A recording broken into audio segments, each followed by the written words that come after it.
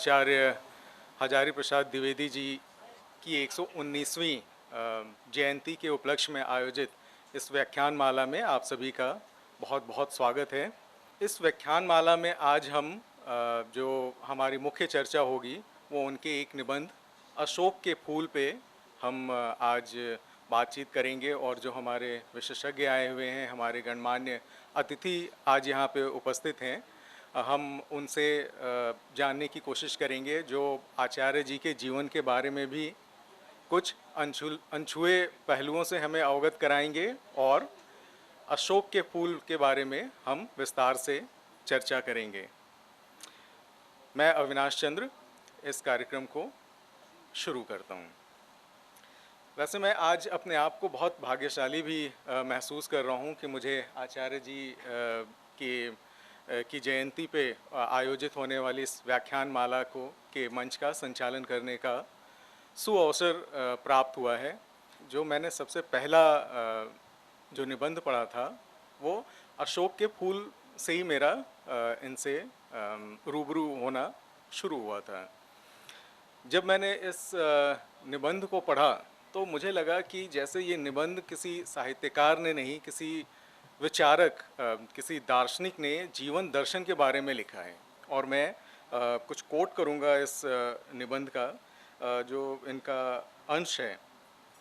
इसके शुरुआती जो अंश है उसमें आचार्य जी ने लिखा है, अशोक में फिर फूल आ गए। इन छोटे छोटे लाल लाल पुष्पों के मनोहर स्तवकों में कैसा मोहन भाव है।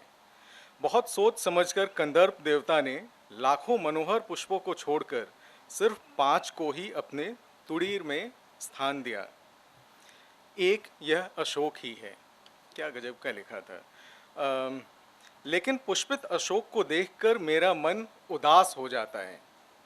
जब मैंने इस लाइन को पढ़ा तो मुझे लगा कि पुष्पित पुष्प को देखकर किसी का मन उदास कैसे हो सकता है।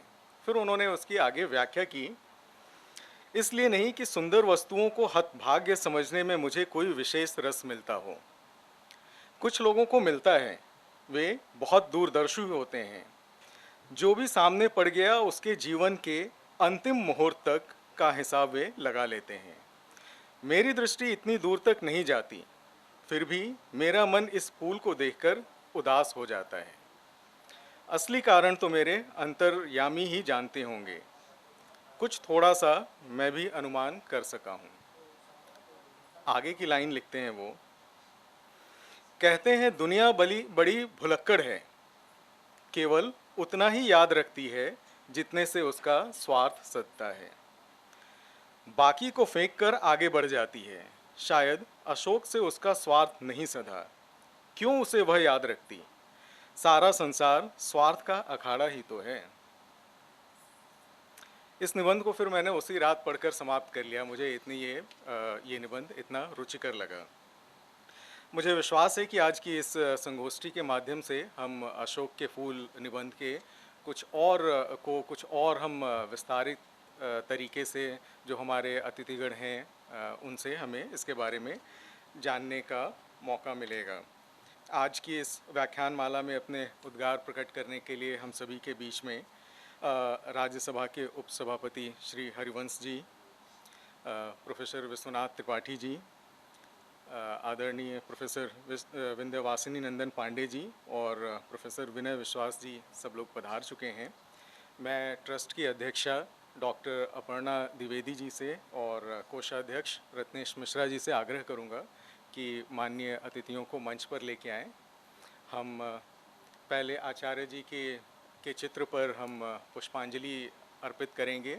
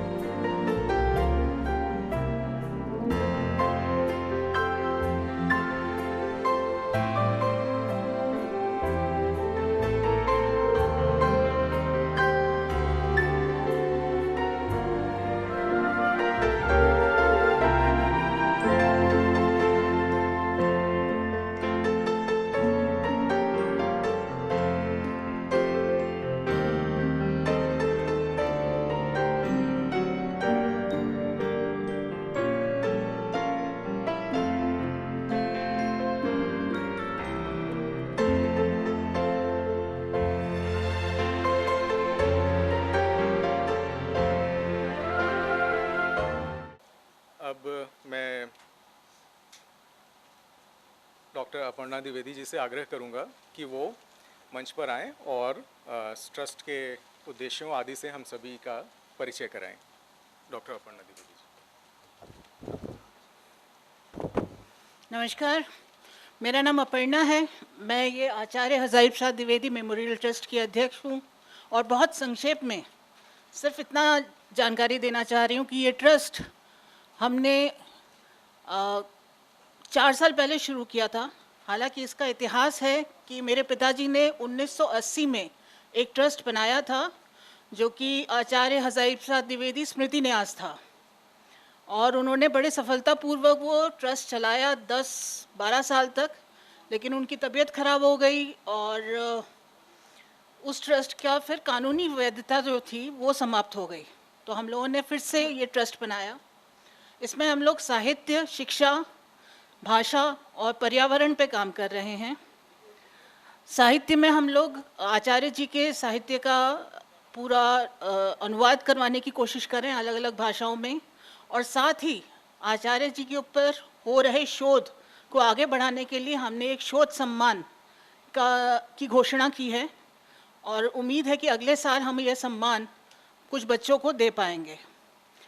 शिक्षा के रूप में हम लोग नए बच्चे जो कि पढ़ना चाहते हैं, और इसमें हर विषय में, मतलब इसमें हम ये नहीं देख रहे कि वो किस विषय में पीछे हट रहे हैं या सिर्फ हिंदी या हिंदी साहित्य, हर विषय में वो बच्चों जो वो पढ़ना चाहते हैं पर आर्थिक रूप से संबल नहीं है, तो हम उनकी सहायता के लिए प्रयास कर रहे हैं।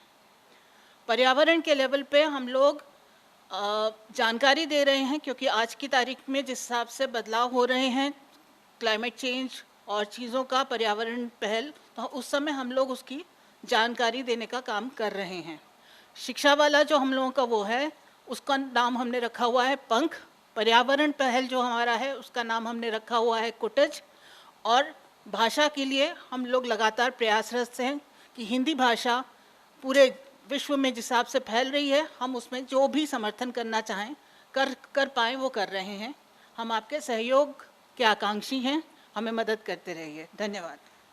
अब हम कार्यक्रम के मुख्य भाग की तरफ चलते हैं और कार्यक्रम के शुरुआत में मैं चाहूँगा कि हमें डॉक्टर विश्वनाथ त्रिपाठी जी के आशीर्वचनों से आशीर्वचन हमें प्राप्त हों और इस कार्यक्रम को शुरू करने और उसे आगाज़ तक पहुँचाने में हमें मदद मिले। मान्यवर हरिवंश जी, विंध्यवासिनी जी, विनय विश्वास और मित्रों, आचार्य हजारी प्रसाद द्विवेदी के सौंदर्य बोध में व्याप्ति बहुत है। वो व्याप्ति सिर्फ फैलाव नहीं है, बल्कि वो, अब आप ये समझिए कि अशोक कुमार द्विवेदी जी अशोक पर ही नहीं लिखते हैं, वो कुटज पर भी लिखते हैं। तो उनका जो उनकी व्याप्ति है वो बहुत समावेशी है। लेकिन सिर्फ समावेशी कहने से ही काम नहीं चलेगा। जो वंचित हैं, जो शोषित हैं, जो किसी तरह से जहाँ होने चाहिए वहाँ नहीं है, और जहाँ होने चाहिए वहाँ नहीं है, वो द्विवेदी जी को पीड़ा देती है। और इसलिए उनका जो सौंदर्य बोध है वो समावेशी है। अब आप देखिए कि उनके जो, और इसीलिए अब देखिए कि हिंदी साहित्य की भूमिका पढ़िए, और हिंदी साहित्य की भूमिका का जो प्रथम पैराग्राफ है उस प्रथम पैराग्राफ में शब्द है कि हिंदी साहित्य हिंदू साहित्य नहीं है। ये 1940 में द्विवेदी जी ने कहे थे। पंडित जी से, और वो ये किसकी ओर संकेत है, ये बताकर मैं अपनी जान जोखिम में नहीं डालना चाहता। शुक्रिया। तो ये मैं आपसे कह रहा हूँ। लेकिन जब पंडित जी से मैंने कहा कि पंडित जी अच्छा, जो जो जो जो जो वो पैराग्राफ शुरू होता है तो पंडित जी कहते हैं, मैं इन दो हिंदी साहित्य हिंदू साहित्य नहीं है, वो किसी निराशा की उपज नहीं है, वो मैं इन दोनों बातों का प्रतिवाद करना चाहता हूँ। तो मैंने एक बार पंडित जी से पूछा, पंडित जी ये जो जोर है आपका इस तरह से बात करना आग्रहपूर्वक, ये तो आपकी शैली नहीं है, आप तो बहुत विनम्रता से हर बात कहते हैं, चुपके से कहते हैं, लेकिन उस पैराग्राफ में आपने ये प्रतिवाद करता हूँ, मैं ज़ोरों से बात कहना चाहता हूँ ऐसा क्यों? तो उन्होंने कहा कि आ, उस पैराग्राफ में है क्या, वो जो पैराग्राफ में मैंने कहा है वही मेरे लेखन की सिनॉप्सिस है। तो इस तरह से पंडित जी, और यह जो व्याप्ति है वो अपने से जो जो किसी तरीके से, जैसे मैंने आपसे कहा कि वंचित हैं, शोषित हैं, और इसलिए उनका जो संस्कृति बोध है, वो संस्कृति बोध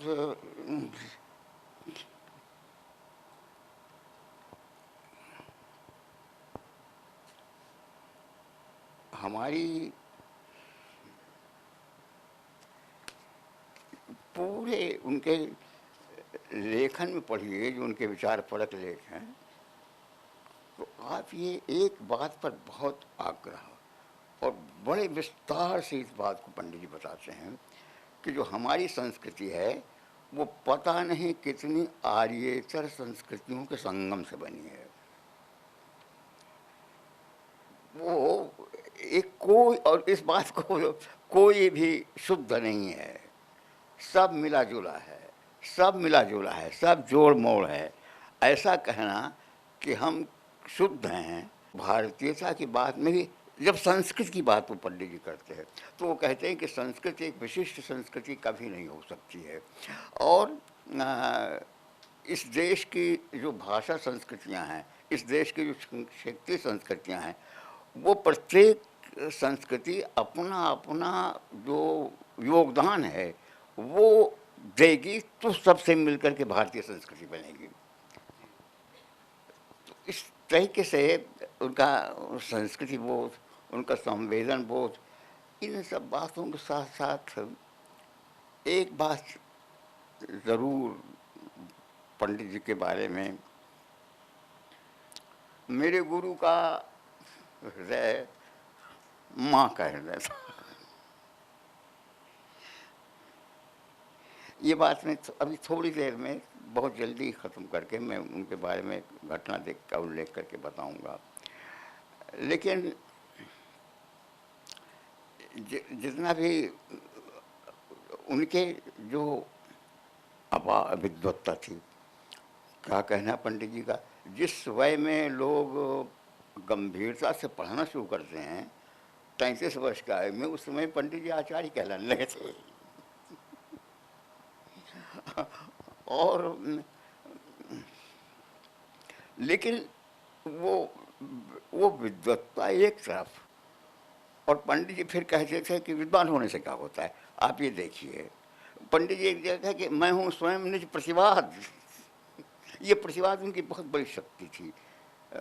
अक्सर पंडित जी कोई बात करते हैं, अक्सर आप उनके लेखों में देखेंगे, एक बात कहते हैं फिर उसके विरोधी बात करते हैं, अपनी बात करते हैं, फिर जो असहमति है उससे सहमत आप नहीं हो, जो उससे सहमत नहीं हैं वो बात करते हैं।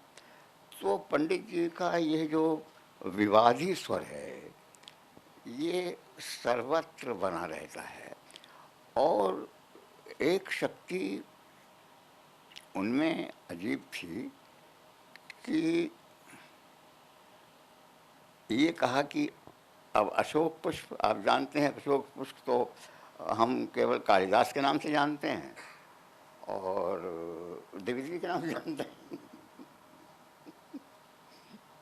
और शायद जिसको जो तुलसीदास का प्रेमी वहीं है, वो कहीं अशोक वाटिका उजाड़ी एक नाम से आ जाता है और तो कहीं अशोक जा निकलना ही पड़ता है, या तो कालिदास या द्विवेदी जी। और अशोक के सौंदर्य पर कितना जैसे पंडित जी लहालोट हैं, पूरा अशोक सौंदर्य, अशोक के सौंदर्य के माध्यम से पूरी भारतीय सौंदर्य का कैसा वो कैसे कैसा कालिदास का जैसे वो भारतीय सौंदर्य का कैशोर्य कहते हैं कालिदास में है। और फिर वो अशोक, लेकिन उस लेख को जिसने पढ़ा होगा विनय व्यास जी में, उसमें एक स्थान पर पंडित जी खर्च कहते हैं, लेकिन क्या हुआ अशोक से? है तो ये उसी सामंती रुचि का प्रतीक जो जनता के असार और ससार कणों को कुचल करके बढ़ी थी। इसलिए पंडित जी में एक बात कहना और फिर उस बात को दोबारा उसके विरोध में कहना, और फिर इस द्वंद्व से, इस विवाद से, जिसे आजकल विवाद वाद विवाद संवाद कहा जाता है, वो पंडित जी का वाद विवाद संवाद नहीं है, बल्कि वो जो अपनी बात कहना, उस बात को जो असहमत है आपसे, जो आपका विरोधी है, उसकी दृष्टि से भी उस बात को देखना है। पंडित जी के व्यक्तित्व का और उनकी संस्कृति का एक बहुत बड़ा अंश ये था कि पंडित जी असहमति का बड़ा आदर करते थे। पंडित जी असहमति का बहुत उनके साहित्य को पढ़ी, उनके व्यक्तित्व में, और उनका प्रसिद्ध वाक्य था, जो आपका विरोधी है वो आपका शत्रु नहीं है। हो सकता है कि जो आपका विरोध कर रहा है और आपका विरोधी आपका शत्रु नहीं है, और आप ये मत समझिए कि ईमानदारी सिर्फ आप में है। हो सकता है कि वो जो आपका विरोध कर रहा है और जिसे आप बेईमान समझ रहे हैं, वो आपसे अधिक ईमानदार हो। यह एक खास तौर पर जो खुलापन व्यक्तित्व में है, समावेशी व्यक्तित्व। पंडित जी दो शब्द हैं, अवतार और उद्धार। पंडित जी जो वंचित हैं, जो शोषित हैं, और वंचित शोषित के अलावा एक शब्द का प्रयोग मैं और करूँगा, एक बात मैं और कहूँगा। वंचित और शोषित तो एक शब्द है, एक शब्द होता है लांछित। पंडित जी के साहित्य पर आपने ध्यान दिया, बाण भट्ट क्या है? बाण भट्ट बंड है, बदनाम है, अपेश है। बाण भट्ट जब हर्ष के दरबार में गया था तो कहा महान लंपटोयम। उस बाण भट्ट की तरफ से जिसे वकालत करने के लिए पूरी बाण भट्ट की आत्मकथा है। उसमें न्यूनिया एक पात्र है, चंद्र दधीर जी हैं। आप कल्पना करें, आज भाई द्विवेदी और निवेनिया घृष्टा है, और जिन लोगों ने ध्यान से पढ़ा होगा जानते होंगे कि बाल भट्ट की भट्टिनी भी घृष्टा हैं। उनको तो कहीं ले जा रहे थे लोग, उनको तो कहीं ले जाकर लोग यानी अगवा कर रहे थे, वहाँ उनको पकड़ा गया था। और चंद्रा जैसी पात्र कहाँ, मैं कभी कभी अपने मन में व्यक्ति रूप सोचता था, कहाँ आचार्य द्विवेदी, कहाँ हमारे गुरु, और कहाँ चंद्रा जैसी पात्र। वो कैसा संवेदन हृदय होगा जो ये कहता था खुल के कि जिन स्त्रियों को कुलटा समझा जाता है उनमें प्राय दैवीत्व होता है। जो लांछित हैं, आप जानते हैं वंचित और शोषित से अधिक अपमानजनक लांछित होता है, और विशेष रूप से नारी। और ये पंडित जी के जो पात्र हैं, जितने खासतौर पर जो नारी पात्र हैं, पंडित जी नारी के बारे में, स्त्री माँ बहन लड़कियों के बारे में पंडित जी का अपना हृदय कैसा था, पंडित जी कैसे थे, पंडित जी कैसा व्यक्तित्व था। मैंने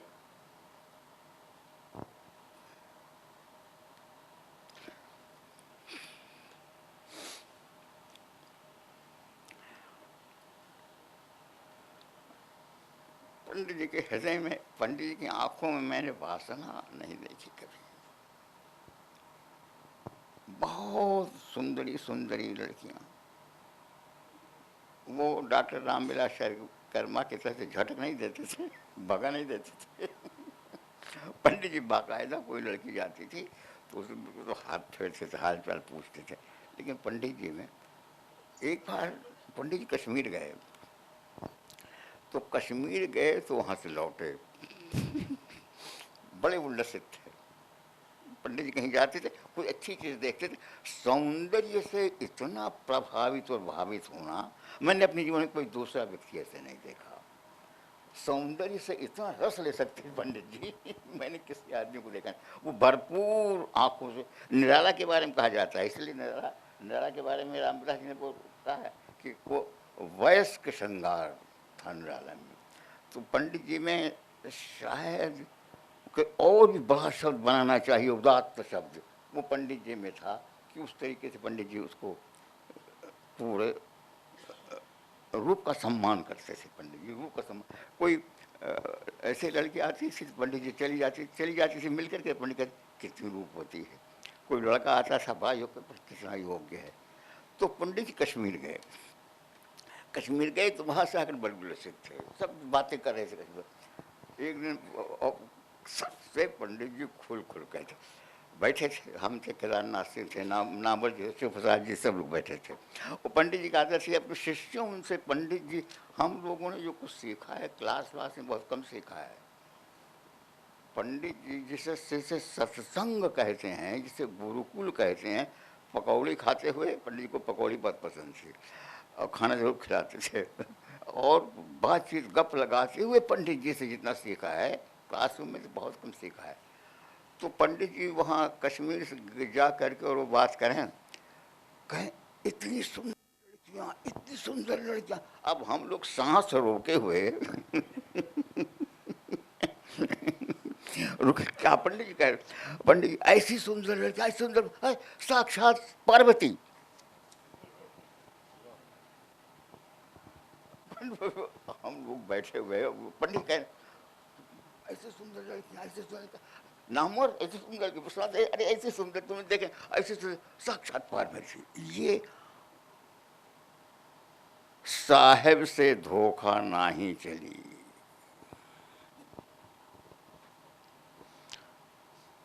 वो हृदय ऐसे था। पंडित जी जितना ही ज्यादा रूप की बात करते थे, उतना ही पंडित जी उदात्त होते थे। पंडित जी जितना ही अचेत होकर के बात कर, सब कुछ भूल करके बात करते थे, उतने ही ज्यादा व्यापक होते थे। बहुत बातें कह सकता हूँ, एक बहुत निहायत अपर्याप्त जीवन कथा मैंने पंडित जी की लिखी है। अब फिर तो नहीं लिख सकता, लेकिन मेरे जो नव मित्र हैं वो ज़रूर पंडित जी पर कई जीवनियाँ लिखी जानी चाहिए, बहुत लिखा जाना चाहिए पंडित जी पर। और ये सबके साथ साथ वो मुझे सुनाना ही है आपको। मोहक व्यक्तित्व, ऐसा मोहक व्यक्तित्व, ऐसा मोहक व्यक्तित्व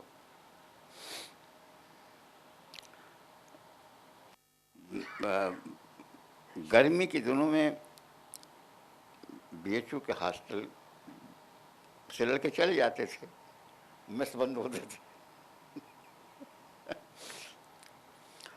तो हम लोग, जैसे मैं, फिर पंडित जी कहीं रात को रहता था, मैंने वहीं खाना वाना खाता था।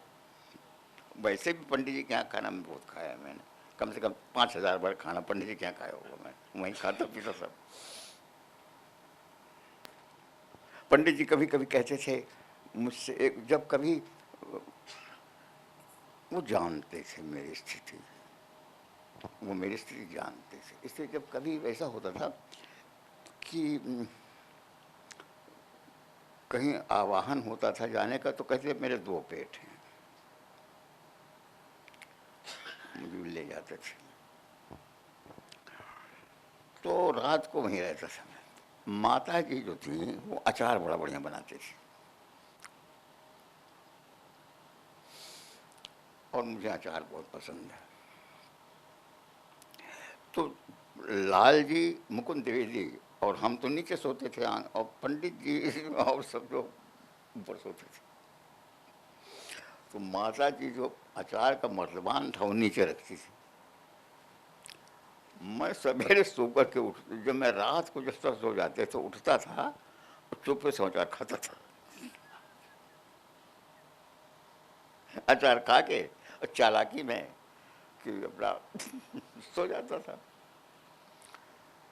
ये क्रम निर्विघ्न चल रहा था आराम से।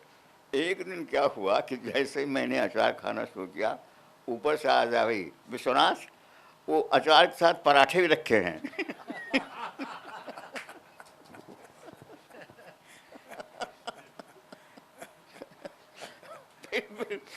फिर इसके बाद जो हुआ कि वो पराठे मिल गए।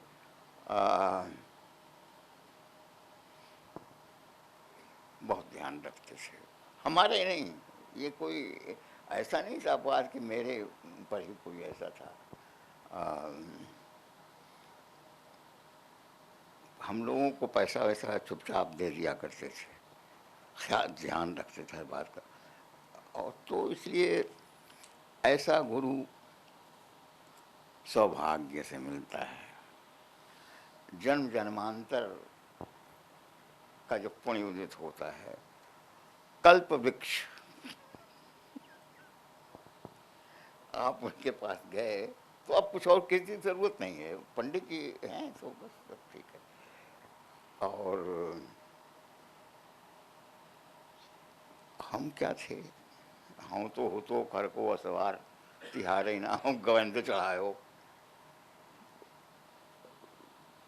और ये मेरे जन्म जन्मांतर के कहीं पुण्य मेरे पूर्वजों ने भी किया होगा कि मुझे गुरु का सानिध्य मिला, उनका शिष्य मुझे प्राप्त हुआ। आज अपर्णा पंडित जी की संतान है, पंडित जी का रक्त है इस लड़की में, मेरे तो गुरुकुल की है। और जो जैसा करना चाहिए उस, पता नहीं कहाँ से इस लड़की में इतनी शक्ति आ गई है और कहाँ से इतना साहस आ गया है, इतनी सक्रियता आ गई है। अवश्य ही साक्षात रक्त है गुरुदेव की, और यह क्रम चलता रहेगा। आप लोग हैं, आप लोगों के बीच में आने का मुझे सौभाग्य मिला, यह मेरा सौभाग्य है, इससे मैं धन्य हुआ। मैं 95 वर्ष का हूँ, और ये 95 वर्ष का जो है मेरे लिए वीटो है। मैं बहुत देर तक बैठा नहीं सकता, ये अवज्ञा मत समझिएगा। ये लोग ऐसे हैं जिनसे मिलने के लिए तो हम हरवंश जी, ये पता नहीं कहाँ से राजनीति में चले गए हैं, इनको छटक करके आप साहित्य में लाइए। मैं पाठक हूँ आपका। नहीं पाठक, आप पत्रकार के रूप में प्रसिद्ध हैं, मैं आपको जानता हूँ। तो ये द्विवेदी जी का है। आप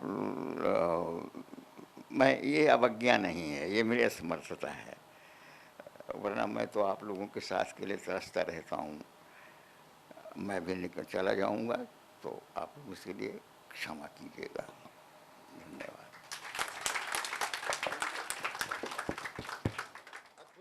कार्यक्रम को आगे बढ़ाते हुए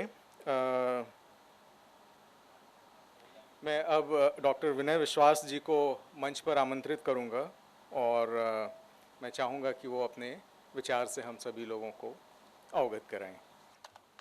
श्री हरिवंश जी, प्रोफेसर विंध्यवासिनी पांडे जी, अविनाश जी और मित्रों,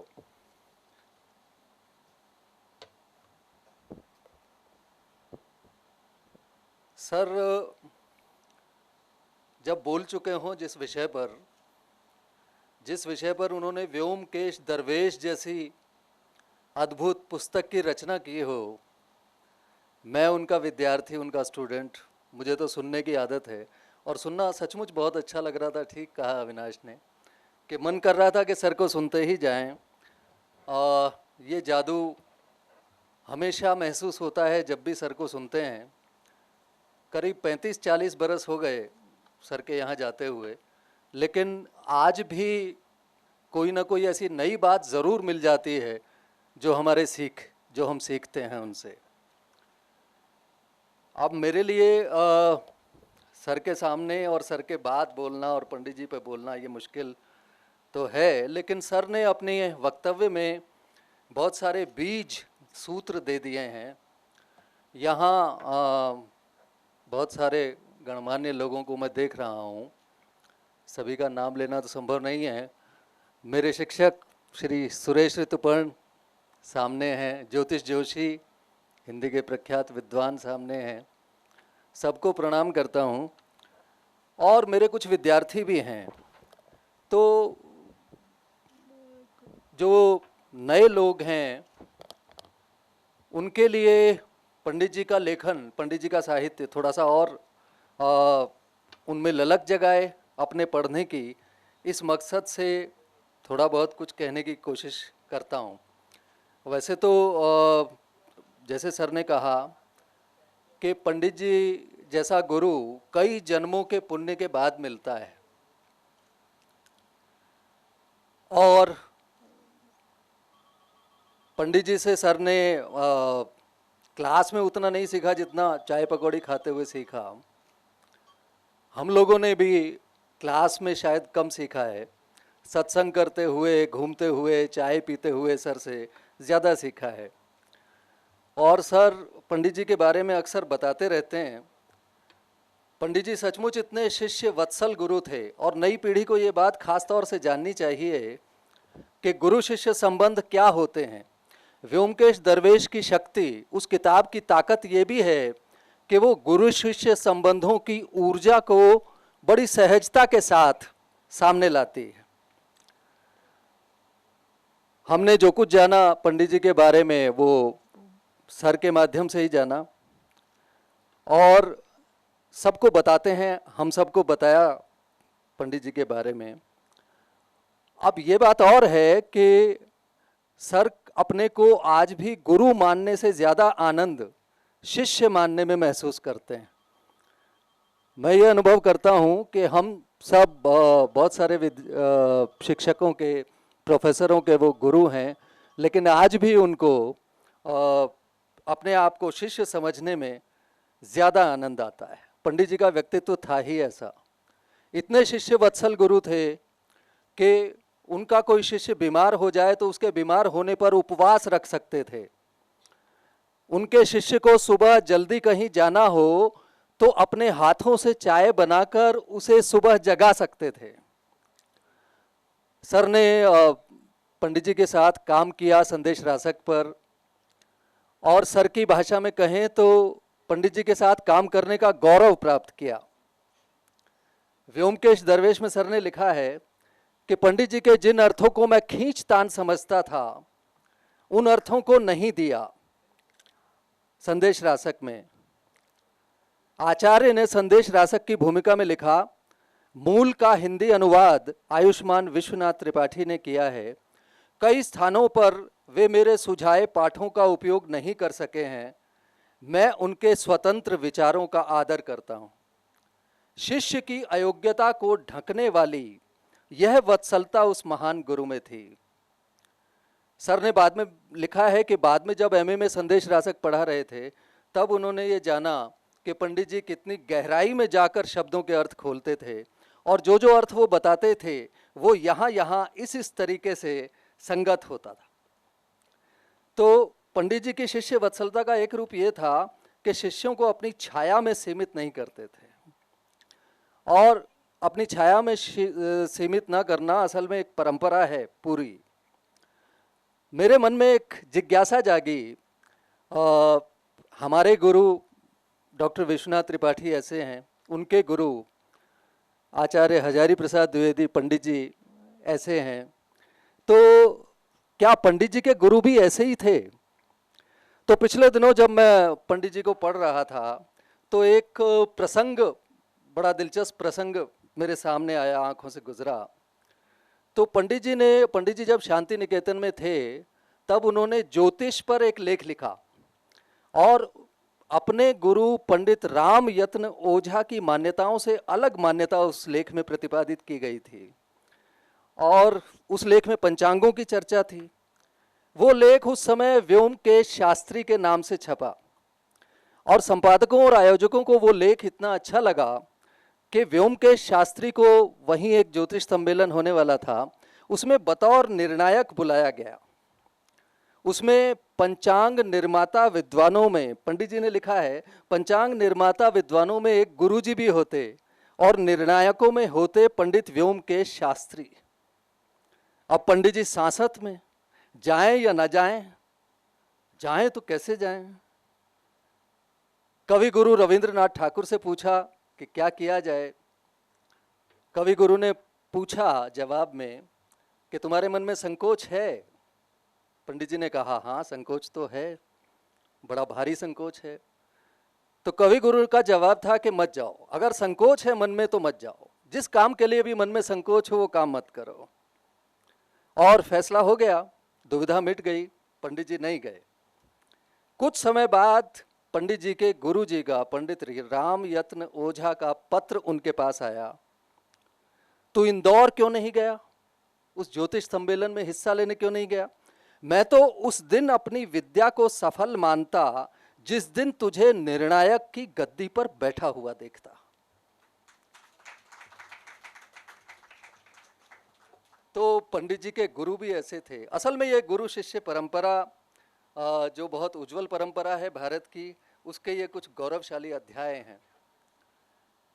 सर ने पंडित जी के बारे में जो लिखा और जो बताया, उससे हमने जाना कि पंडित जी स्वभाव से बहुत संकोची थे।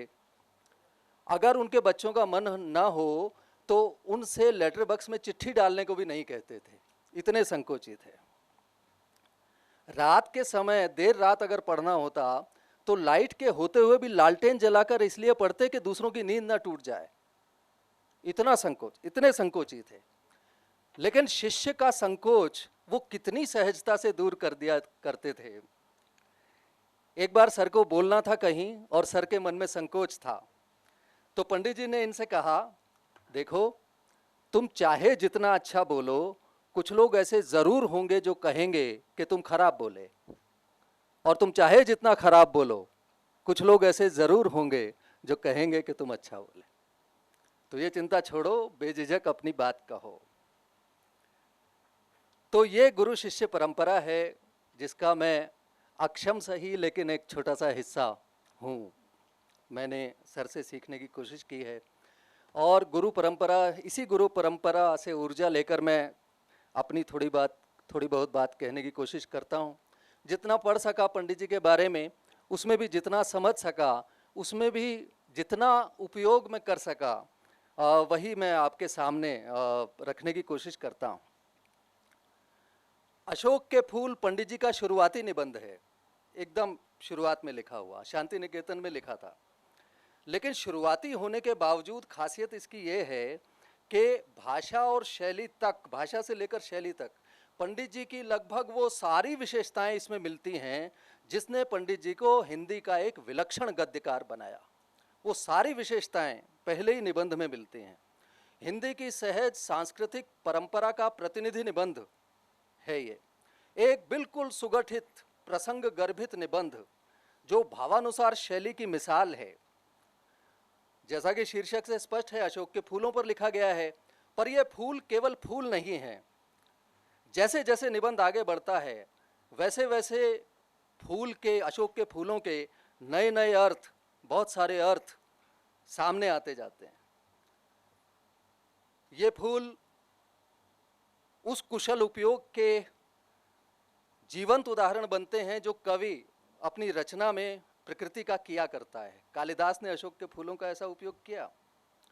जैसा सर ने बताया, अशोक के फूल निबंध में ही है कि अशोक के फूल अनार्य और आर्य संस्कृतियों के द्वंद्वात्मक संबंधों को उजागर करने वाली प्राकृतिक शक्ति के रूप में हमारे सामने आते हैं। आज की हिंदू रीति नीति का सच्चा परिचय बनते हैं, सिर्फ फूल नहीं रहते। कैसे बनी वो इसका इतिहास बताते हैं। और ये फूल पंडित जी की चिंतन धारा को वामन पुराण तक ले जाते हैं, जिसमें यह बताया गया कि कामदेव का धनुष टुकड़े टुकड़े होकर जब धरती पर गिरा तो उसके अलग अलग हिस्सों से अलग अलग फूल खिले, अलग अलग फूल बने। वो कामदेव के धनुष के टुकड़े जहाँ जहाँ गिरे वो टुकड़े वहाँ फूल बन गए। और यहाँ पंडित जी एक ऐसा वाक्य लिखते हैं जिसमें सूक्ति बनने की ताकत है। ऐसे वाक्य पंडित जी के लेखन में बहुत हैं जिनमें सूक्ति बनने की ताकत है। यहाँ सूक्ति बनने की ताकत वाला वाक्य लिखते हैं कि स्वर्गीय वस्तुएं धरती से मिले बिना मनोहर नहीं होती। मनोहर होने के लिए स्वर्ग की चीजों को धरती से मिलने की जरूरत पड़ती है। यह देवत्व के सामने धरती की क्षमता का जयघोष है जो अशोक के फूल करते हैं। इसे एक अर्थ में आप कह सकते हैं कि कल्पना लोक के सामने यथार्थ लोक का जयघोष भी है ये। और इस निबंध में व्यंग्य भी दिखाई देता है, वही जो अविनाश ने कोट भी किया कि दुनिया बड़ी भुलक्कड़ है, उसी को याद रखती है जिससे स्वार्थ सदता है। स्वार्थ सदा होता अशोक से तो उसको याद भी रखती। और फिर एक वाक्य जो अविनाश ने उद्धृत किया था, मैं फिर से उद्धृत करता हूँ, और इसमें भी सूक्ति बनने की ताकत। अविस्मरणीय वाक्य, सारा संसार स्वार्थ का अखाड़ा ही तो है। थोड़ा ठहर कर इस रूपक को देखिए, सारा संसार स्वार्थ का अखाड़ा ही तो है। थोड़ा ठहर कर देखेंगे तो आपको दिखाई देगा कि दुनिया भर का छल छद्म पहलवानों की तरह दांवपेच कर रहा है, सब जगह जोर आजमाइश कर रहा है। अशोक के फूल इसे धिक्कारते हैं। वे उन लोगों का भी मजाक उड़ाते हैं या व्यंग्य करते हैं उन पर, जिनको सुंदर वस्तुओं को हतभाग्य समझने में बड़ा रस मिलता है।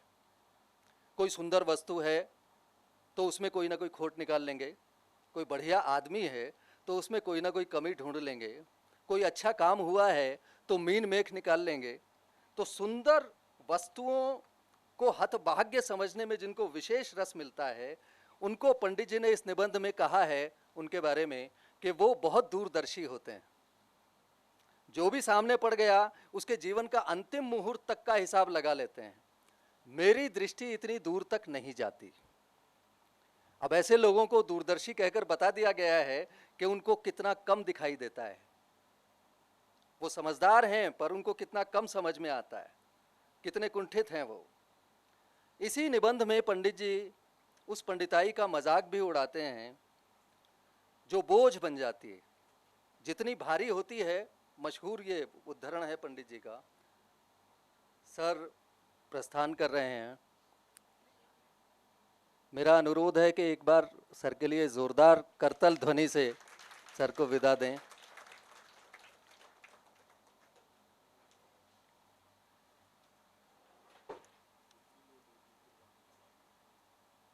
जी, मैं कह रहा था कि पंडित जी का वो बहुत मशहूर उद्धरण है कि पंडिताई बोझ है, जितनी भारी होती है उतनी ही तेजी से डुबाती है। अब पंडिताई बोझ कब होती है ये हमें समकालीन जीवन में दिखलाई देता है। पंडिताई हो या ना हो, लेकिन वो दिखलाई जरूर दे। आज का आदमी चाहता यही है, उसकी कोशिश यही है। जितनी कम होती है पंडिताई उतना ज्यादा वो दिखाई दे, उसकी हर चंद कोशिश यही रहती है। और अशोक के फूल इस मामले में बिल्कुल सच्चा स्वरूप भी पंडिताई का दिखाते हैं, जब कहते हैं कि पंडिताई जब जीवन का अंग बन जाती है तब सहज हो जाती है। फिर वो बोझ नहीं रहती, फिर उसको ढोना भी नहीं पड़ता। इतनी सहज हो जाती है कि उसके बाद आदमी जो कुछ भी करता है उसमें उसका ज्ञान, उसकी पंडिताई, उसकी विद्वता दिखाई देती है, झलकती है। अशोक के फूल मनुष्य की जीवनी शक्ति का भी प्रतीक हैं।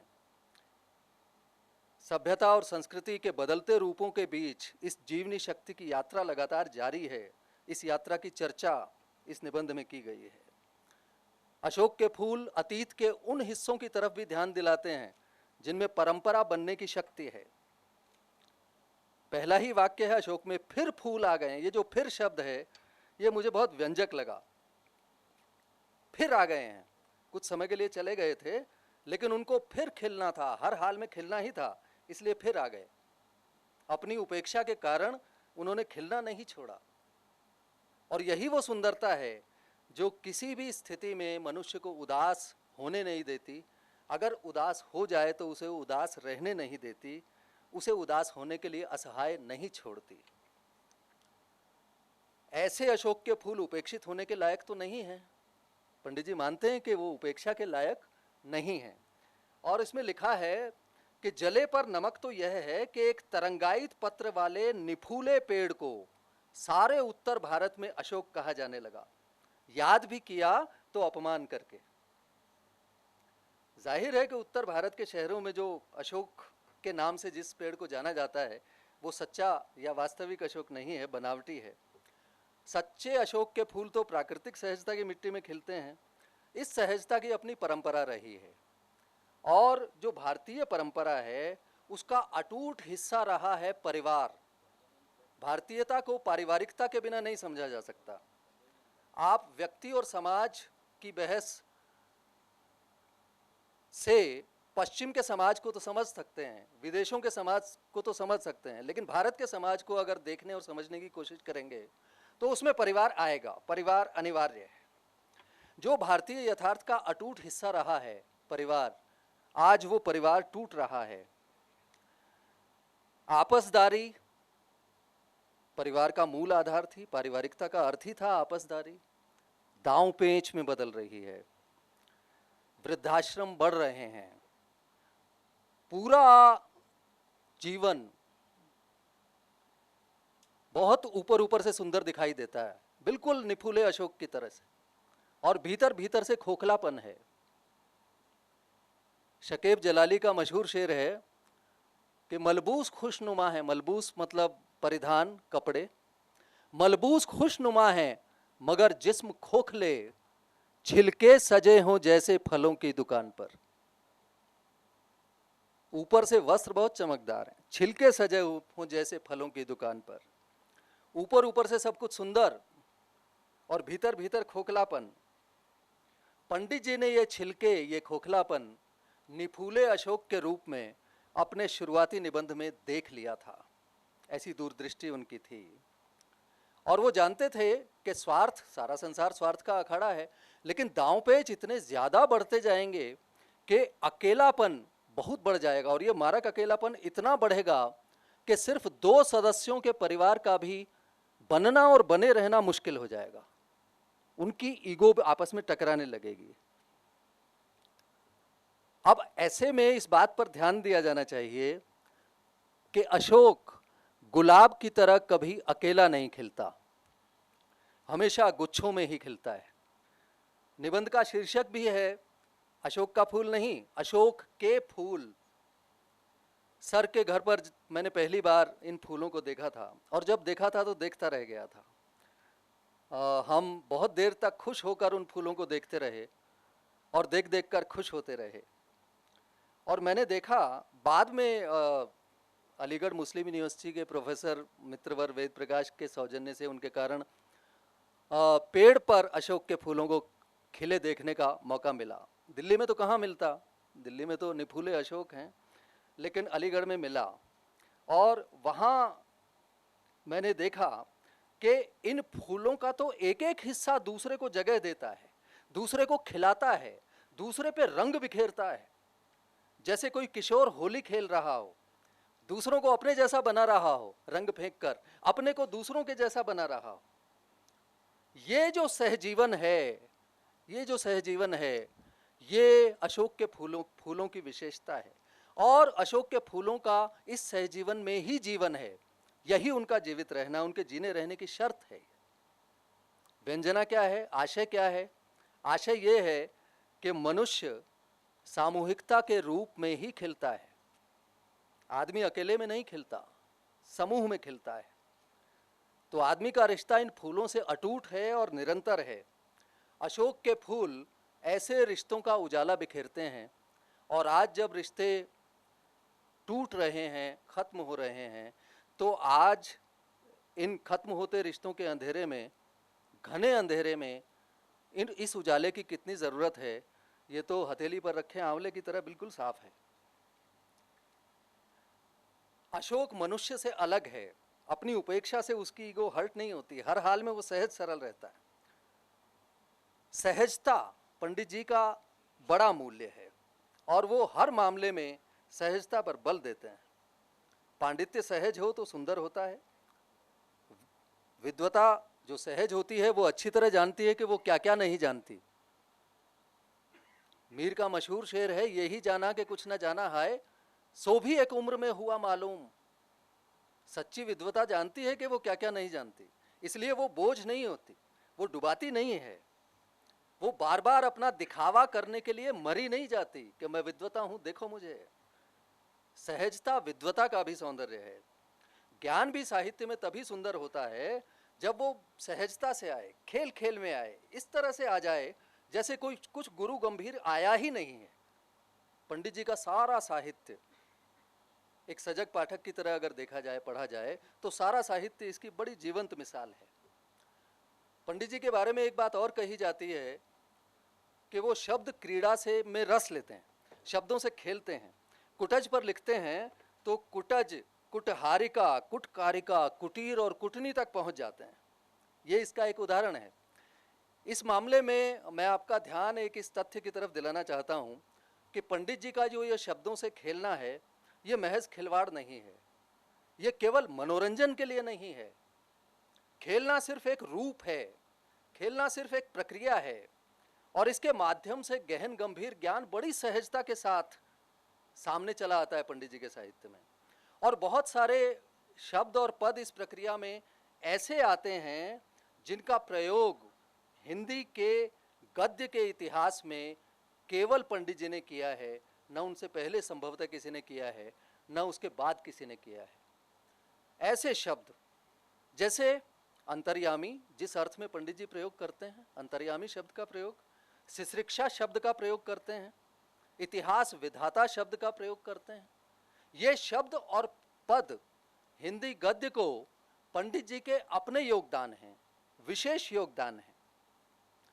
और सर ने कहा कि पंडित जी के भीतर माँ का हृदय था। अगर सर्जक को माँ माना जाए तो इस तरह के शब्द जो विशेष योगदान बने हैं हिंदी गद्य में पंडित जी का, इस तरह के शब्द पंडित जी के बच्चे हैं। हर बच्चा अलग है, एक दूसरे से सुंदर है और बहुत सहज सुंदर है। ये तो नए शब्दों की बात हुई। पंडित जी पुराने शब्दों का प्रयोग भी इस तरीके से करते हैं कि वो नए अर्थ से संपन्न हो जाएं। उदाहरण के लिए छंद शब्द को लें। छंद को वो केवल मीटर नहीं मानते, केवल कुछ वर्णों और शब्दों को एक क्रम में और एक निश्चित संख्या में सजा देने वाला कौशल नहीं मानते छंद को। सांचा भर नहीं है उनके लिए छंद। छंद की आत्मा क्या है ये बताते हैं। देवदारू निबंध में लिखते हैं कि छंद समष्टि व्यापिनी जीवन गति के समानांतर चलने वाले व्यष्टिगत प्राणवेग का नाम है। छंद केवल भाषा का एक रूप नहीं है। पंडित जी छंदों को पूरे जीवन से जोड़ते हैं, केवल काव्य भाषा के स्थिर सांचों के रूप में नहीं देखते। और कहाँ कहाँ देखते हैं पंडित जी, कहाँ कहाँ छंद को देख लेते हैं, कहाँ कहाँ के सौंदर्य में देख लेते हैं। स्त्री के सौंदर्य को में उन्होंने छंद को देखा है। बाण भट्ट ने जब सुचरिता को पहली बार देखा तो पाया, ये पंडित जी का वाक्य है कि सुचरिता का सारा शरीर ही छंदों से बना था। उसके वस्त्र, उसके पद विक्षेप, उसका कंठस्वर, उसकी दृष्टि, सब कुछ छंदोमय थे। जरा ध्यान दें कि छंद शब्द का प्रयोग कितने व्यापक स्तर पर वो जगह जगह करते हैं और बताते हैं कि पूरी सृष्टि में एक प्रकार की छंदोमयी गति है और काव्य का छंद इस गति के समानांतर होने के कारण ही महान है।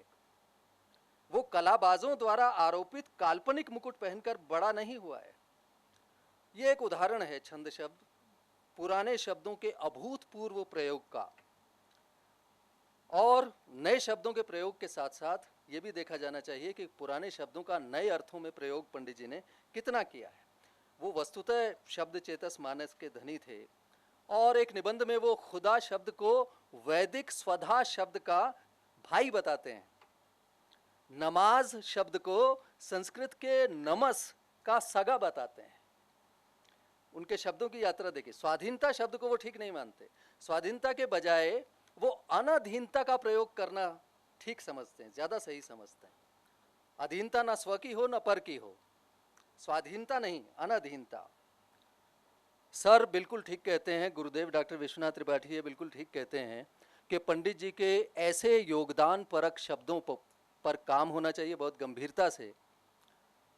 मैंने सर की प्रेरणा से ये थोड़ी बहुत कोशिश की है कि पंडित जी के ऐसे शब्दों पर काम हो जो हिंदी गद्य को की समझ भी पाठक में विकसित करने के लिए निर्णायक हैं। केवल पंडित जी के साहित्य को समझने के लिए नहीं है, पंडित जी के साहित्य को समझने के लिए तो वो निर्णायक हैं ही। ऐसे शब्द सारे हिंदी साहित्य के सौंदर्य को समझने के लिए निर्णायक है। यहाँ मैं एक शब्द की खास तौर से चर्चा करना चाहूँगा, सर ने थोड़ी सी चर्चा उसकी की थी, और वो शब्द है सौंदर्य। अब अशोक के फूल सौंदर्य के प्रतीक हैं, इसलिए भी मैंने सोचा कि सौंदर्य शब्द के माध्यम से कुछ बात कहें। और सौंदर्य शब्द मैं ये नई पीढ़ी के लिए बता रहा हूँ कि पंडित जी के लिए सौंदर्य या सुंदरता वो ब्यूटी पार्लरों वाली बनावटी सुंदरता नहीं है, ओढ़ी हुई सुंदरता नहीं है जिसकी फैक्ट्रियाँ आजकल गली गली में हैं और जिसने सौंदर्य को एक उद्योग बना डाला है। ये सुंदरता नहीं है। सुंदरता पंडित जी के लिए जैसे विद्वता सहज है, उसी तरह से सुंदरता भी सहज है, तभी सुंदर है। पंडित जी के लेखन में सौंदर्य शब्द का आधार अर्थ कैसे विकसित होता है, कैसे विस्तृत होता है, ये थोड़ा सा देखिए। सौंदर्य क्या है? पंडित जी कहते हैं कि सुंदरता सामंजस्य का नाम है। जिस दुनिया में छोटाई और बड़ाई में, धनी और निर्धन में, ज्ञानी और अज्ञानी में आकाश पाताल का अंतर हो, वो दुनिया सामंजस्य में नहीं कही जा सकती और इसीलिए वह सुंदर भी नहीं है। सुंदर नहीं है अर्थात कुरूप है। साफ है कि विषमता कुरूप है और समता सुंदर है। अन्य बहुत सारे शब्दों की तरह ये सौंदर्य शब्द भी पंडित जी की मूल्य चेतस चिंतन धारा का प्रतिफल है। इस शब्द को भी पंडित जी की मूल्य चेतना से अलग करके नहीं देखा जा सकता। वो कहते हैं एक निबंध में कि यह संसार एक महत्वपूर्ण विशाल कलाकृति है। इसको इस ढंग से सजाना कि उसकी कुरूपता और भद्दापन मिट जाए, प्रत्येक प्रकार के उपादान उचित मात्रा में, उचित स्थान पर ठीक ढंग से बैठा दिए जाएं, ये सबसे बड़ी कला है। सारे मानव समाज को सुंदर बनाने की साधना का नाम साहित्य है। साहित्य की साधना भाषा के माध्यम से सारे मनुष्य समाज को सुंदर बनाना है। सुंदर यानी सामंजस्यपूर्ण, सामंजस्यपूर्ण यानी जो जहाँ जितना है वहाँ वो उतना ही हो।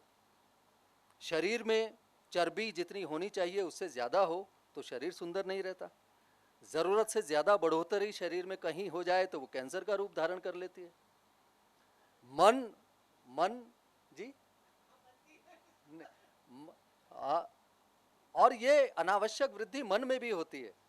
अपने को दूसरों से अलग और खास समझते रहना, ये मन की चर्बी है जो अहंकार बनती है।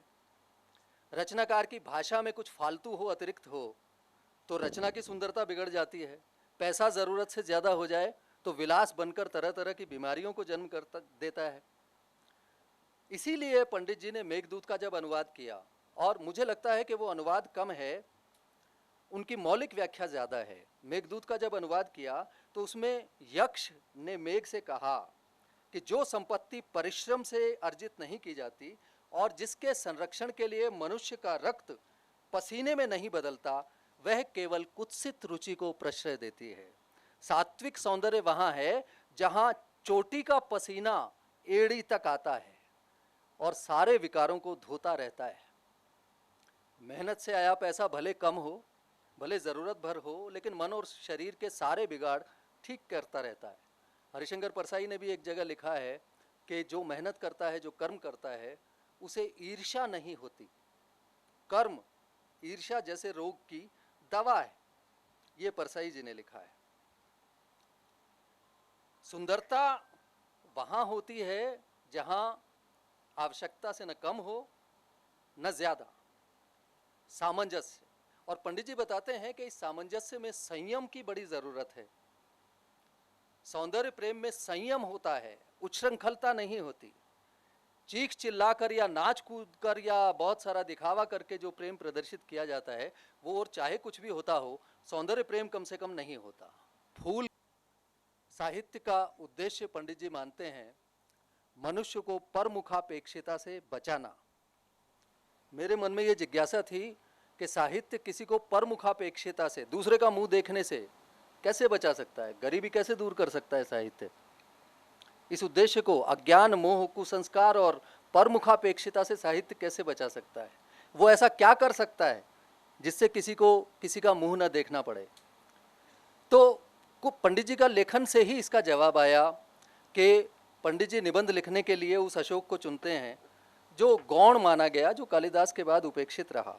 निबंध लिखने के लिए उस कुटज को चुनते हैं जिसके फूल बहुत सुंदर नहीं माने जाते। उस बाणभट्ट को चुनते हैं जिसकी रचनाएं अधूरी रही आत्मकथा लिखने के लिए। ये प्रकारांतर से अपूर्णता को चुनना है और रचनात्मक बर्ताव के जरिए ये बताना है कि जो पूर्ण नहीं होता या जो दुनियादार दृष्टि में सफल नहीं होता, महत्व उसका भी होता है। असफल होने का मतलब निरर्थक होना नहीं होता, ये बाणभट्ट की आत्मकथा बताती है।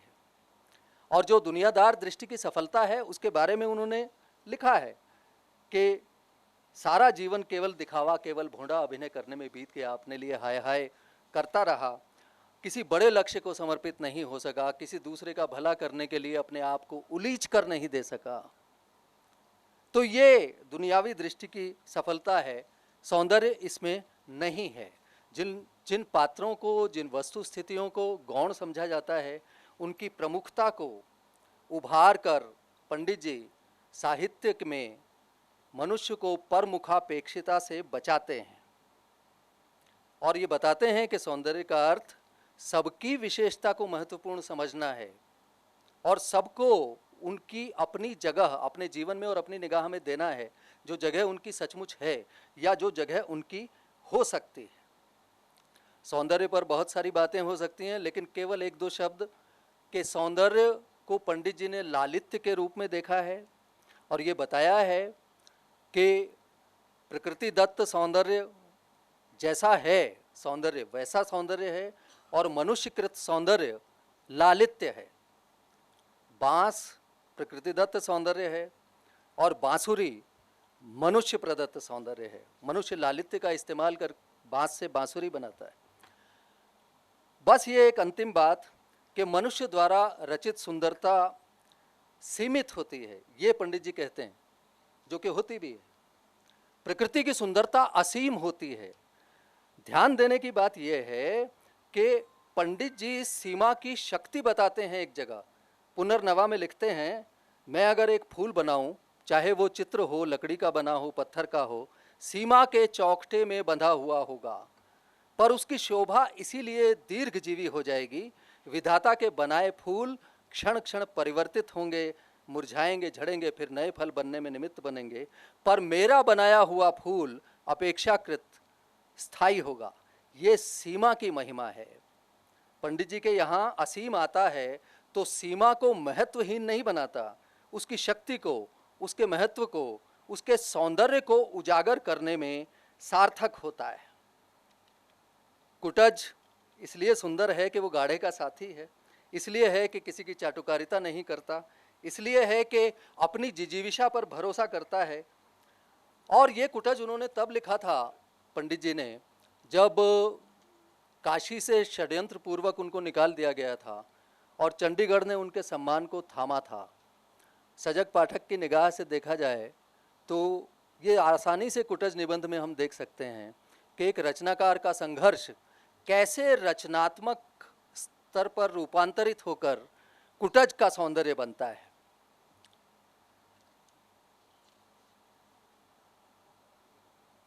पंडित जी पूर्ण सौंदर्य को जीने वाले रचनाकार हैं। मानो अपने रचना संसार से, सारे रचना संसार के द्वारा ये निमंत्रण देते हैं कि आओ मिलजुल कर इस जीवन को, इस साहित्य की दुनिया को, इस दुनिया के साहित्य को और ज़्यादा सांस्कृतिक, और ज़्यादा मानवीय, और ज़्यादा सुंदर बनाएं। बहुत धन्यवाद, आपने इतने ध्यान से मेरी बात सुनी, मुझे यहाँ बुलाया, बहुत बहुत धन्यवाद। बहुत बहुत धन्यवाद सर। जैसा मैंने कार्यक्रम के शुरुआत में ही कहा था कि हमें आचार्य जी के जीवन के उन पहलुओं के बारे में भी जानने का मौका मिलेगा जो हमें किसी किताब में नहीं मिलेगा। इसके बारे में जिन लोगों ने उनके साथ समय बिताया है, जिन्होंने उनको जिया है, वो लोग ज़्यादा अच्छे तरीके से बताएंगे। अब मैं आमंत्रित करना चाहूँगा, हम पुस्तक का विमोचन करेंगे डॉक्टर विंध्यवासिनी पांडे सर का। ये पुस्तक जो है ये आचार्य हजारी प्रसाद द्विवेदी विचार कोश, इस पुस्तक का हम विमोचन करेंगे।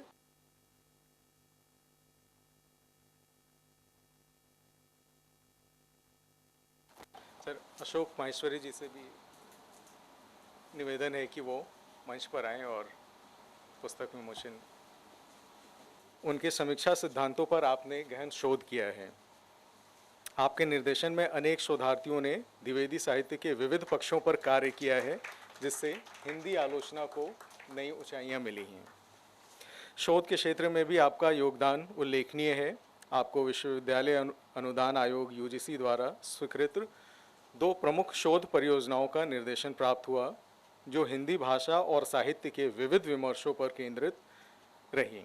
इसी कड़ी में एक नए पुस्तक आचार्य हजारी प्रसाद द्विवेदी विचार कोश का विमोचन हुआ। मैं सर से आग्रह करूंगा कि वो आए और अपने इस पुस्तक के बारे में हमें अवगत कराएं। यह मान्यता है कि जहाँ राम कथा होती है वहाँ हनुमान जी उपस्थित रहते हैं, और जिस भी महति महान के नाम पे कोई परिषद हो, ट्रस्ट हो, तो उसकी अशरीरी अलौकिक आभा विद्यमान रहती है। मैं पूरे विश्वास के साथ यह कह सकता हूँ कि आचार्य हजारी प्रसाद द्विवेदी की अलौकिक आभा यहाँ विद्यमान है। आदरणीय, अतिशय आदरणीय हम लोगों के इस आयोजन के अध्यक्ष हरिवंश सर, मैं जानबूझकर कह रहा हूँ, समय अधिक हो गया है, इसलिए अगर मौका मिला तो मैं बताऊंगा। अब जो उपस्थित नहीं है, कहूँ कि वो हजारी प्रसाद द्विवेदी के शिष्य शिरोमणि आचार्य विश्वनाथ त्रिपाठी जी। अब जितना मैं आनंद देख रहा हूँ, चेहरा देख रहा हूँ, कुछ का नाम सुना हूँ और कुछ को पहचान नहीं पा रहा हूँ। और यहाँ मैंने कुछ को, यह जो पुस्तिका है उसमें मैंने आलेख भी देखा। तो ये एक संस्कृत की पंक्ति है, मैं नहीं जानता मेरे पास समय कितना है, मगर समेटने की मैं कोशिश करूँगा और अपने को सीमित रखूँगा अशोक के पुष्प तक ही। सर ने कहा था, विश्वनाथ त्रिपाठी जी ने कहा था, अशोक के पुष्प पहली बार, इसलिए मैं उतने तक ही सीमित रखने की गणेश परिक्रमा में करना चाहूँगा। किंतु जो बातें सामने आई हैं उनको हल्के से मैं लेना चाहता हूँ कि जितने लोग उपस्थित हैं उनमें जब राम रावण का युद्ध हुआ तो पूछा गया कि बताओ राम रावण का युद्ध कैसा था। उत्तर देने वाले ने कहा कि गगनम गगनाकारम सागरो सागरोपमा राम रावण योर युद्धम राम रावण योर इव। गगन गगन के आकार का है, सागर सागरोपमा। तो राम और रावण का जो युद्ध है राम रावण के अनुकूल ही है। तोहर सरिस एक नहीं, ए तोहर सरिस एक तो ही माधो मन होउछ हनुमान। किसके विषय मैं कहूँ कि कौन इतने बैठे हुए हैं, कौन 19 है और कौन 20 है।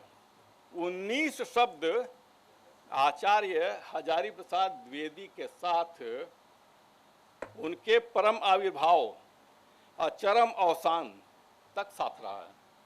मैं समझता हूँ कि सब लोगों ने ध्यान दिया होगा। निश्चित रूप से अभी मुझको चर्चा करने का संयोग मिल गया कि 19 तारीख को उनका जन्म हुआ, 19 को ही इनका देहावसान हुआ। और वाण भट्ट की आत्मकथा जो है प्रयोग है आधुनिकता परंपरा की, वैसा ही अशोक के फूल के साथ भी है कि अशोक के पुष्प होना चाहिए था। जो उनके निबंधों का नाम कुछ देखिए, धर्मस्य तत्वम निहितम गुहायाम, जीवेम सरदम सतः, प्रेमोपान पुंसा, संत जीवन दर्शन अदक्षीय भाषण, एक वाक्य। तो ऐसी जहां स्थिति हो, जैसा माहौल हो, वैसे में अशोक का फूल आ जाए तो अद्भुत लगता है या ठहर के सोचने की इच्छा होती है। जितने आद्य इतिहास हमारे सामने हिंदी साहित्य के हैं, उनमें मिश्र बंधु विनोद का भी नाम है। जानते होंगे विनाश जी, और जितने विभूतियां बैठी हैं सभी परिचित हैं। इनमें सफल हस्ताक्षर, जिनका नाम भूलूंगा जरूर मगर मुझे याद पड़ जाएगा, श्याम बिहारी मिश्र। इनके कृति पौत्र मेरे ज्येष्ठ जामाता अमित जी ने मुझको अब से कुछ पहले एक पीडीएफ भेजा, और उस पीडीएफ के अंत में लिखा कि इतनी उपयुक्त परिभाषा मैंने नहीं पढ़ी पापा जी। जब मैंने पीडीएफ देखा तो वो था, द्विवेदी जी का निबंध था, परंपरा और आधुनिकता। अब ज़्यादा चूंकि समय नहीं है, मैं कहता हूँ उन्होंने विस्तार से दिया है परंपरा क्या है, एक हाथ से दूसरा, दूसरा हाथ समकालीन समय तक आते आते जो निखरती है वह व्यवस्था आधुनिकता है। और संस्कृत का शब्द कहते हैं सर कि चलत तेकेन पादेन तिष्ठत तेकेन विद्वान। चलत तेकेन पादेन, छोटा में वो करते हैं कि खड़ा पैर परंपरा है, चलता पैर आधुनिकता है। इससे बड़ी परिभाषा क्या हो सकती है। अशोक का पुष्प भी, अशोक के फूल भी, अशोक परंपरा का सूचक है और फूल आधुनिकता का सूचक है। अगर कहिए कबीर के अनुसार तो तू कहता कागज की लेखी अशोक कफ, मैं कहता आँखिन देखी। यह वेद है अशोक, शास्त्र है अशोक, और फूल जो है आधुनिकता है। शास्त्र यानी अविज्ञात ज्ञापितम शास्त्रम, जो अविज्ञात, जो नहीं जानते हैं उसको जनवा दे, बता दे, बोधित करा दे, वह शास्त्र है। अनिल सर मेरे सामने बैठे हुए हैं, मैं देख रहा हूँ। तो यह जो शास्त्र है दूसरी ओर लोक है। लोक यानी जिसको शास्त्र से कोई संबंध ही नहीं है, यह लोक हुआ करता है। तो फूल जो है वो लोक है, पुष्प शास्त्र होता है। ऐसी स्थिति में जब अशोक के पुष्प मैं पढ़ता हूँ और पढ़ाया, समझा, इंटरमीडिएट में पढ़ना शुरू किया, एमए तक पढ़ाया, और उसके बाद आज जब आया हूँ आपके सामने खड़ा हूँ तो बात ही दूसरी लगती है। सर बोल करके गए सौंदर्य बोध। सर सौंदर्य बोध व्यक्ति का वस्तु सापेक्ष है। एक जपा पुष्प, उड़हूल का फूल एक के लिए, मेरे जैसे व्यक्ति के लिए भगवती की स्मृति दिलाएगा, और मैं चाहूँगा कि उस पुष्प को मैं भगवती के चरणों में अर्पित कर दूँ।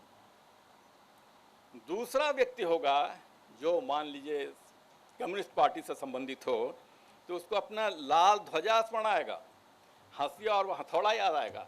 मगर ये बातें हुई, आप उसकी कल्पना कीजिए कि एक बालक है जो उद्यान में गया हो बहन के साथ फूल चुनने सुबह सुबह, और वहाँ उद्यान से निकले हुए सर्प ने दंश लिया हो और बालिका की बहन की मृत्यु हो गई हो, और तब कभी भी जीवन में वो जपा पुष्प देखेगा तो क्या उसको आह्लाद आएगा? कम्युनिस्ट पार्टी का झंडा स्मरण आएगा? माता स्मरण आएंगी? कभी नहीं, कदापि नहीं। उसको तो बस एक ही चीज़ की स्मृति आएगी, अपनी मृत बहना की तस्वीर। तो गगना गगनाकारम की बात जो मैं कर रहा था, यहाँ हजारी प्रसाद द्विवेदी साहित्य के अनुरागी जितने बैठे हुए हैं, सबके लिए मैं जोहार शब्द का प्रयोग करता हूँ। यह औपचारिकता है और कारण यह है कि मेरे विषय में जो बताया गया कि मैं उत्तर प्रदेश से हूँ और जहाँ समूल आज के दिन में हूँ झारखंड, मैं उन बड़भागियों में हूँ जिन्होंने अशोक के पुष्प को देखा है और अब वो फूलने का समय, प्रस्फुटित होने का समय आया है उसका, और हल्का आया है। मैं विस्मरण हो गया और दूसरा समय नहीं मिल पाया, अन्यथा मैं लेकर आता। अब देखिए द्विवेदी जी कैसा दृश्य उपस्थित करते हैं हमारे सामने। ऊपर लाल छोटे छोटे पुष्पों का स्तवक, नीचे पूरी तरह हरितिमा और राजोद्यान, राजा का उद्यान।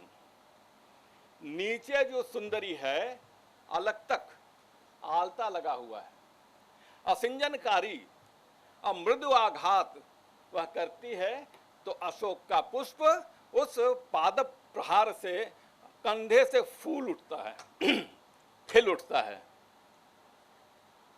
ऐसा दृश्य उपस्थित करने वाला साहित्यकार, जब मैंने कहा कि वस्तु सापेक्ष हुआ करता है व्यक्ति की भावना, वही है। द्विवेदी जी पहले खूब समा बांध लेते हैं। मोर के नृत्य को सबों ने देखा होगा, चमकते हुए कई वर्ण पर फैलाया हुआ, बीच बीच में कंपन, और वह मोर जब अपने पैरों को देखता है तो उसको निराशा होती है, वो पंखों को झुका लेता है। द्विवेदी जी खूब आपको अपनी तरफ आकर्षित कर लेंगे और बाद में अचानक जब कहते हैं कि मुझे इच्छा नहीं है, मेरी तबीयत नहीं है, मेरा स्वभाव नहीं है कि मैं कहूँ अच्छी चीज़ों में मैं बुराई को देखना, या मुझे अच्छी नहीं लगती है, मगर यह जो अशोक का पुष्प है वह राजघराना के सामंतवादी सभ्यता का प्रतिसूचक है, अतः मैं उदास हो जाता हूँ। यह मोर देखिए, यह उदासी देखिए, यह समा कैसा उन्होंने बांधा है वह देखिए।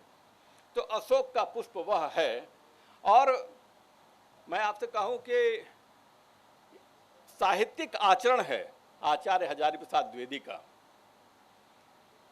कि चीज़ों को देखना। अरे हमारे यहाँ तो कहा जाता है कि जिन ढूंढा तिन पाइयाँ, गहरे पानी पैठ, मगर द्विवेदी जी का जो नाम सर चले गए, व्योमकेश शास्त्री, व्योमकेश दरवेश। अब राम रत्न यत्न ओझा जी जो उनके गुरु थे और शांति निकेतन में उन्होंने भेजा था, और जब उनको उहापोह हुआ तो गुरु कवि रविंद्रनाथ के पास गए। उन्होंने कहा कि तुम क्या चाहते हो, तो मेरे मन में संकोच है, मत जाओ। ये आया है विश्वनाथ तिवारी जी के जो स्मृति ग्रंथ है उसमें कि वो कहते हैं मत जाओ। अरे तुमको सत्य का सामना करने का शक्ति ही नहीं, सामर्थ्य ही नहीं है, तो तुम क्यों जाओगे। द्विवेदी जब इस बात को, वाकया को लिखते हैं तो कहते हैं सत्य अपना महसूल चाहता है, मूल्य चाहता है। सत्य का सामना करने को यदि तुम प्रस्तुत नहीं हो फिर न जाओ। तो यह आप अशोक के पुष्प में इस सत्य के सामना को बरबस देखते हैं बार बार। वह जो अशोक का पुष्प है उसके विषय में द्विवेदी जी ने कहा कि यह ससार जनसाधारण के रक्त का निचोड़ है, अतः मैं इसको देख करके और उदास होता हूँ। और फिर मैंने कहा कि साहित्यिक आचरण उनका है कि वो, मैं समझता हूँ कि 12 बार निश्चित रूप से व्योमकेशी होते हैं, उड़ान भरते हैं उन्होंने। और महत्व देखिए अशोक के पुष्प, अशोक के फूल निबंध का, कि 2 बार उड़ान उन्होंने लिया है। एक बार तो वो कहते हैं कि मेरा मन उमड़ घुमड़ कर रस साधना के ऊपर बरस पड़ना चाहता है। तो ये ऊपर ऊर्ध्वगामी जिनके केस खड़े हैं व्योमकेश। अगर आप नालंदा शब्दकोश देखिए तो उसमें व्योम का अर्थ आकाश है अवश्य, किंतु केश का अर्थ है प्रकाश की किरण। तो द्विवेदी जी के पास निष्प्रयोजनीय, अन्यथा फजूल, व्यर्थ, बेकार, थोथा जैसा कुछ भी नहीं है। अगर उन्होंने अशोक का पुष्प लिखा तो उन्होंने आपको बताना चाहा है, हमें बताना चाहा है, पाठकों को बताना चाहा है, संसार के साहित्य विचारकों को बताना चाहा है कि अशोक यानी परंपरा जो खड़ा पैर है, और फूल माने आधुनिकता जो चलता पैर है, विचार है, गतिवान है, ऊर्जावान हमें बनाता है, वह है। और जब वो आकाश में जाते हैं, प्रकाश की किरण मिलती है, बोध मिलता है उनको, ज्ञान होता है उनको, समझ उनकी बढ़ती है, तब वो कहते हैं कि यह जो भारतीय संस्कृति कही जाती है, यह जो भारतीय सभ्यता कही जाती है, अविशुद्ध है। अनेकानेक इसमें जातियां आईं और उन्होंने सबने अपना अपना योगदान किया है। अब मेरे जैसा आदमी, मैं सच कहूँ आपसे ईमानदारी के साथ, कि अशोक का पुष्प जब मैंने देखा तो अशोक यानी अशोक, सुनहु विनय मम विटप अशोका, सत्य नाम कर हरु मम शोका। शोक हरने वाला अशोक द्विवेदी जी को शोक में डालता है, उदासी में डालता है। यह आश्चर्य का विषय जब आप पढ़ते हैं तो तर्क संगत लगता है कि हाँ, सच में ये आपको उदासी में डालने वाला है। कहते हैं कि सबसे पहले आर्यों का जो संघर्ष हुआ वह असुरों के साथ हुआ। सर, आज आप यहाँ हैं मगर आप झारखंड में रहे हैं, टांगीनाथ मंदिर आपके स्मरण में होगा, असुरों के द्वारा बनाया हुआ है। और जैसे अपना कुतुब मीनार है, वह जो स्तंभ है, जो लोहा है, कभी जंग नहीं लगता है। तो हमारे यहाँ शिव जी का एक मंदिर है जो भग्ना स्थिति में है, और उसमें जो त्रिशूल है खुले आनंद में है। वहाँ एक खड्ग रखा हुआ है, वह भी खुले में, जंग नहीं लगना है। असुरों के विषय में कहा जाता है कि इनको आज भी बहुत शेष हैं असुर, मगर जो वो लौ हो पराक्रमी हुआ करते थे, विशेषज्ञ हुआ करते थे कि लोहा कैसे ढाला जाता है, गलाया जाता है। तो वो ये कुतुब मीनार का लौ हो और वो असुरों का जो स्थान है। अच्छा, एक और चीज़, उस जो टूटे हुए ईंटें पड़े हुए हैं, अगर जहाँ जहाँ साबुत है तोड़ने देता है लोग, आज भी उसको निकाल तोड़िए तो उसमें से धान का एक बीज निकलेगा सर। तो ये उन संघर्ष किससे किससे हुआ? परिगणित कराते हैं हजारी प्रसाद द्विवेदी कि असुरों से हुआ, यक्ष से हुआ, किन्नरों से हुआ, दानवों से हुआ, अंतिम संघर्ष राक्षसों से हुआ। ज़्यादा समय नहीं लेते हुए मैं आपके सामने, मैंने कहा रामचरितमानस की पंक्ति दोहराई है, अब आपके सामने मैं पंक्ति वाल्मीकि की दोहराता हूँ कि मैं जानता था कि व्यक्ति की जब उम्र होती है तो कुछ चीज़ें भूलती हैं, स्मरण शिथिलता आती है। अशोक वनिका मध्य मैथिली नेतामिति, ले जाओ बस। रावण जब हरण करके लाया है सीता को, तो उसने प्रलोभन देना चाहा, बहुत चेष्टा उसने की है, अंत में भय दिखाता है कि यदि तुम मेरी बात नहीं मानोगे तो कल मेरे पास मेरी नाई जो सेविकाएं हैं रांध करके तुम्हारा कोमल मांस प्रस्तुत कर देंगी। और फिर उसकी पंक्ति है अशोक वनिका मध्य मैथिली नियतामिति तत्रैवं रक्ष गूढ़म युष्माभि परिवारिता। ये अरण्यकांड है। और वाल्मीकि की जो रामायण है वो प्रामाणिक तो है ही, क्योंकि राम के समकालीन वो हुए हैं। तो तत्कालीन समय में 3 वंशों का शासन था। एक वंश सूर्य वंश, दूसरा वंश निमि वंश जनक जानकी, सूर्य वंश राम दशरथ, तीसरा वंश ब्रह्मवंश। ब्रह्मवंश पुलत्स्य, ब्रह्मा के मानस पुत्र पुलत्स्य, गौ नामक पत्नी से जन्म हुआ वैश्रवण का। मगर वैश्रवण जो है वो सेवा में रहा करता था पितामह की, यानी ब्रह्मा की। कुपित होकर के पुलत्स्य ने अपने आधे हिस्से से एक दूसरा पुत्र उत्पन्न किया, विश्रवा। वह राक्षस रावण था, महापंडित, जिसने लिखा तांडव स्तोत्र, महापंडित था। मगर और वहाँ रखा गया है माता जानकी को।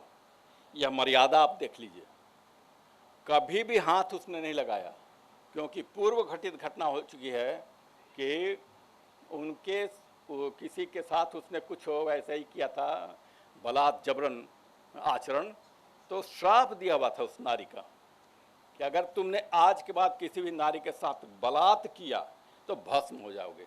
उसको यह याद था, माने मर्यादा उसको भी याद रही।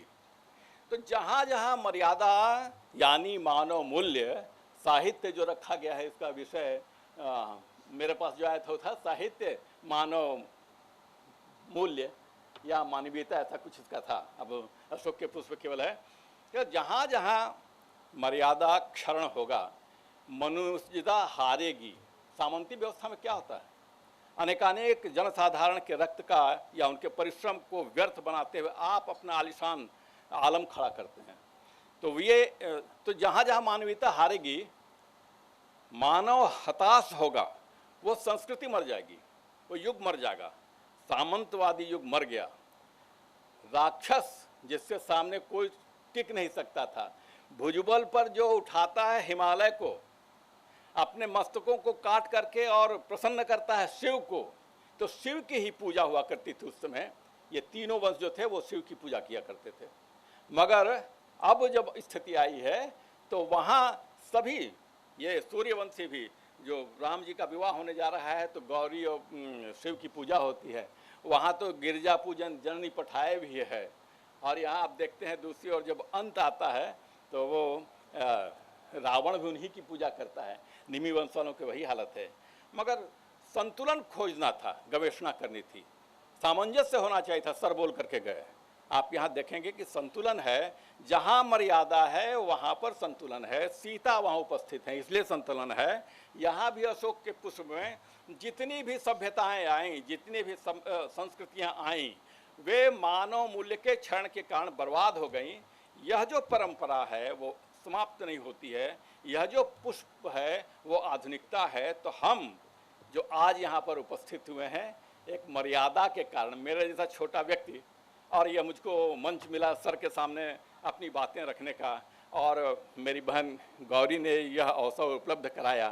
तो भूषण कवि हैं, भूषण शतक है उनका, मैं तो पहला है, वह रही होनी प्रयास बिन अनहोनी न हो ही कोटि उपाय।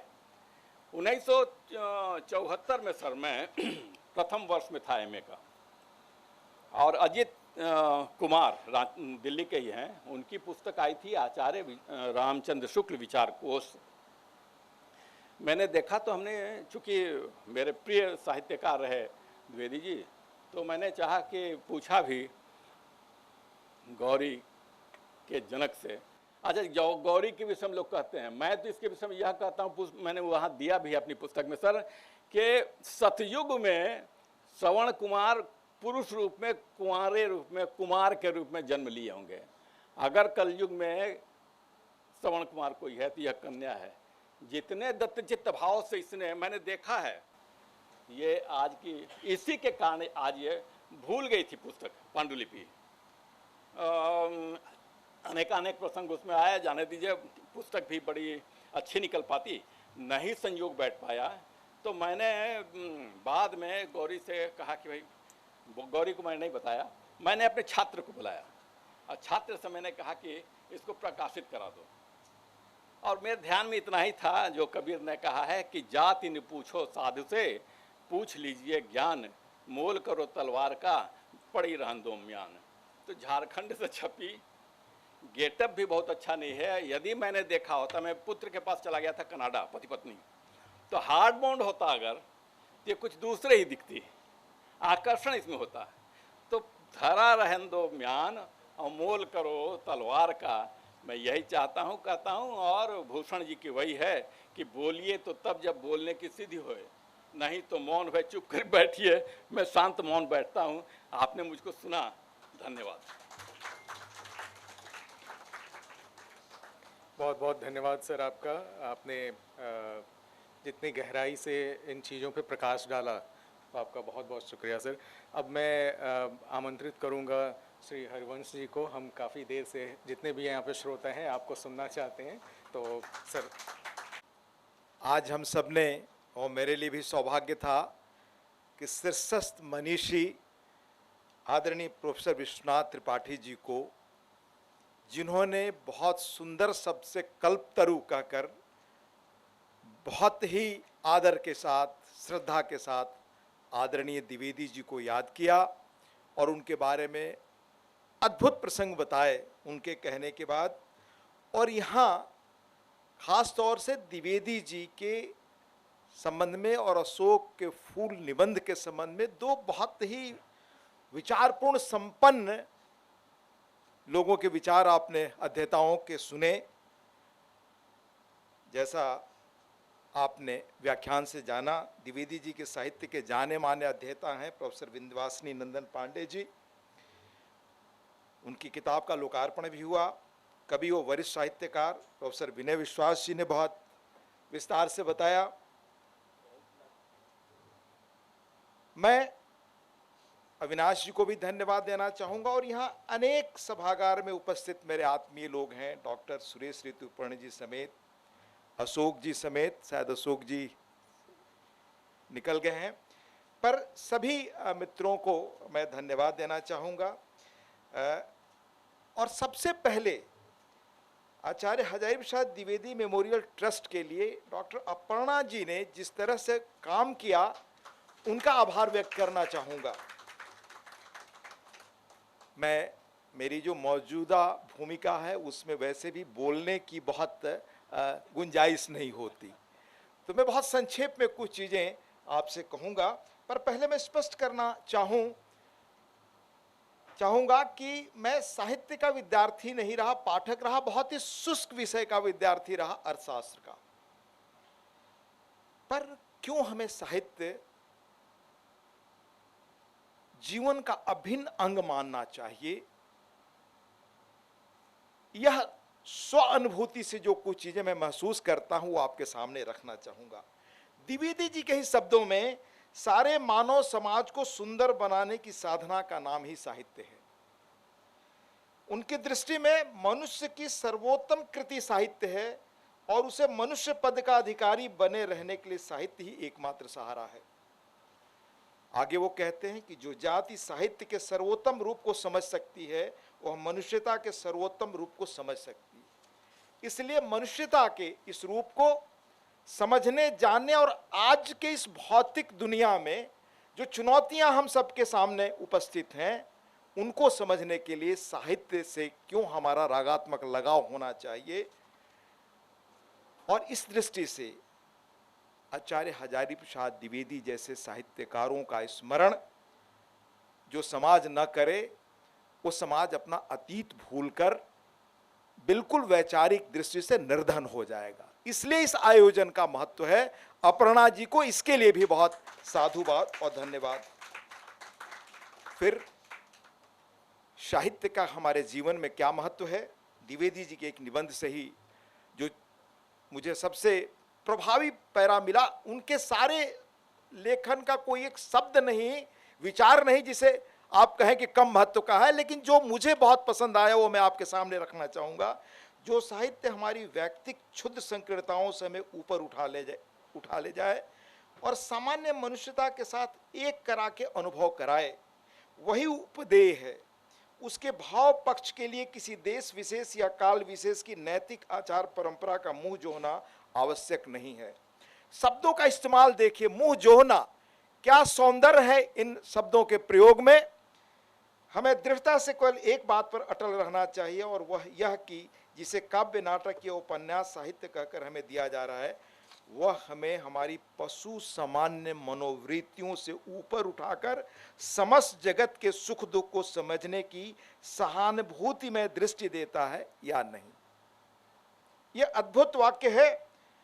अब मैं आपको बताऊं कि हजारी प्रसाद द्विवेदी जी को कैसे कैशोर उम्र में हमें जानने का सौभाग्य मिला। मैं उसी इलाके से आता हूं जिस इलाके से आचार्य जी का संबंध रहा।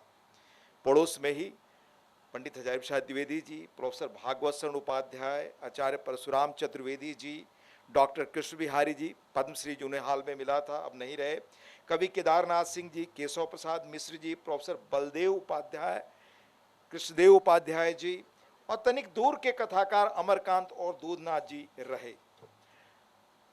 छात्र के रूप में जब मैं इंटर कर बीएचयू में पढ़ने गया तो शायद 74 का समय था, मानस चतुर्दशी समारोह का आयोजन हुआ था और हमने अपने विश्वविद्यालय में लोगों से सुना कि जब आचार्य जी बोलने के लिए किसी कक्षा में जाते थे तो कैसे जो साहित्य के विद्यार्थी नहीं होते थे, दूसरी भाषाओं के या इंजीनियरिंग और अगर विद्यार्थी, मैनेजमेंट के छात्र, समाज विज्ञान के छात्र, वो कैसे उनको सुनने के लिए उमड़ पड़ते थे। तो हमें यह अवसर मिला। उस कार्यक्रम में जयप्रकाश नारायण आमंत्रित थे और तब प्रकाश जी को देश लगभग भूल गया था। 74 का आंदोलन शुरू नहीं हुआ था। 42 के उस नायक को लोग विस्मृति में डाल चुके थे और देश के पहले शिक्षा मंत्री रहे डॉक्टर के.एल. श्रीमाली उस समारोह की अध्यक्षता कर रहे थे। बोलते हुए वो माइक खराब हो गया। जेपी ने कहा, उस पर छात्र, आप जानते हैं छात्रों का समुदाय, उन्होंने ताली बजाना शुरू किया। ये नैतिक साहस जेपी में ही था कि वो कह सकते थे कि आप छात्रों को आत्मशर्म नहीं है कि जिस विश्वविद्यालय को महामना ने देश को स्वावलंबी बनाने के लिए बनाया, वहां आजादी के इतने वर्षों बाद 74 में एक आप माइक नहीं बना सके। इसके बाद जब जेपी खड़े हुए तो उन्होंने कहा, जो आचार्य जी के लिए शब्द वो आज भी मैंने 74 में सुना था, आप समझ सकते हैं कि कितने वर्ष गुजर गए। वो कहा कि सूर्य के सामने मुझे दीपक के रूप में आपने यहां बोलने का अवसर दिया। आचार्य जी का वह उद्गार और रामचरितमानस पर बोलना हम युवाओं की स्मृति में आज भी है। वो उनके बारे में जो पहला उनका जो दृश्य मैंने वो देखा, उनको सुनने का मौका मिला। इसके बाद और 2-3 बार मैंने मौके तलाशे। उसके बारे में देश के एक पूर्व सांसद रहे शंकर दयाल सिंह जी ने, जो उनके गुरु रहे, उस वक्त शंकर दयाल जी पढ़ते थे, उनके छात्र थे, उनके बारे में लिखा है कि जिन आंखों ने आचार्य हजारी प्रसाद द्विवेदी को देखा होगा वे अच्छी तरह जानती हैं कि वे कभी न बूझने वाली एक लौ थे। चौड़ा माथा, भव्य ललाट, बिखरी आकृति, खिचड़ी बाल, होठों पर पान की लाली, मुंह पर सदा स्मित हास तथा बातों में सांस्कृतिक सरसता का एक निराला पुट। वे साहित्यकार से बड़े एक सांस्कृतिक चेतना के अग्रदूत थे और इससे भी बढ़कर एक ऐसे आम आदमी के प्रतीक जो भारत के गांवों, खेतों, खलिहानों, मेड़ों और ढाबों पर अनायास विचार करता हो।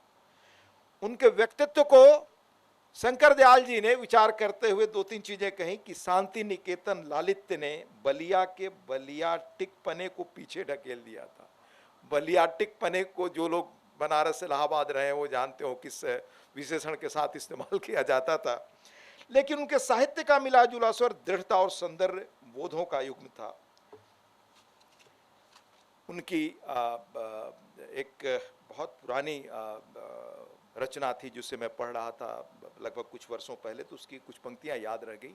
क्या सोशल साइंटिस्ट की दृष्टि थी, जो कहते हैं ऋषियों की दृष्टि उनमें थी। वो कहते हैं उसमें वस्तुतः इतिहास की इतनी सुंदर व्याख्या, एक व्यक्ति का इतिहास में क्या योगदान हो सकता है, अपने समय के नायकों ने कैसे धारा को मोड़ा है, इतना सुंदर पैरा कहीं और मैंने नहीं पढ़ा। मैं कोट करता हूं, विभिन्न परिस्थितियों पर विजय पाने वाले मनुष्यों ने ही प्रत्येक युग में संसार को आगे बढ़ाया। जातियों का इतिहास व्यक्तियों का इतिहास है। महापुरुष एक अपूर्ण शक्ति लेकर आते हैं और देश का नक्शा बदल देते हैं। क्रॉमवेल न होता तो इंग्लैंड का इतिहास और तरह से लिखा गया होता। नेपोलियन न हुआ होता तो फ्रांस की कहानी और ही तरह की होती।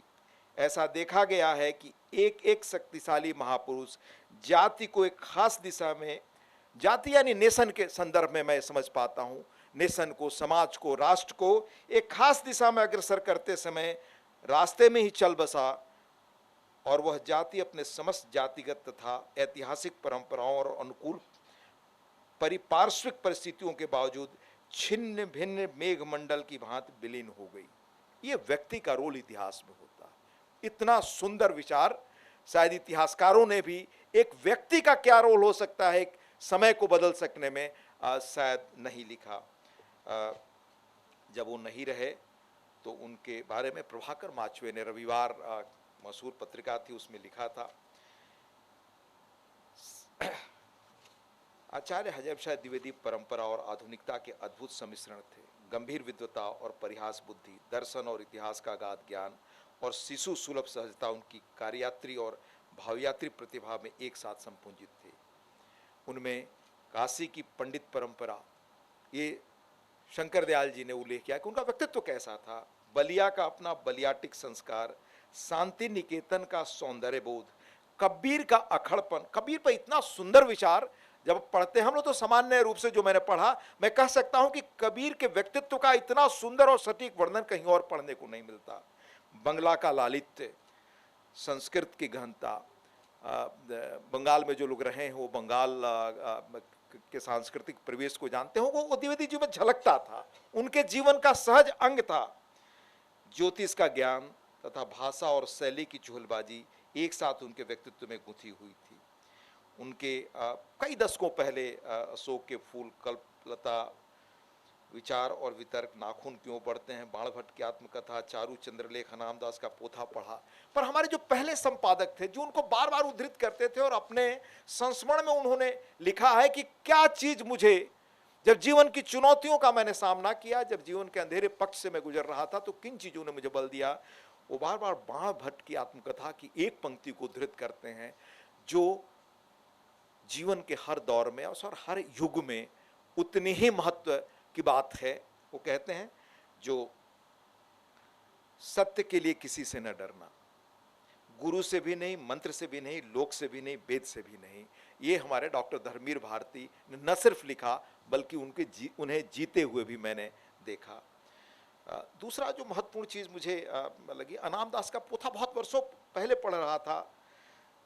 उसमें संसार के दुख और पीड़ा ने राजपुत्र गौतम को गृह त्यागी और विरक्त बनाया, पर तापस कुमार रैक्वय को यही दुख दैन विरक्ति से संशक्ति की ओर प्रवृत्त करते हैं।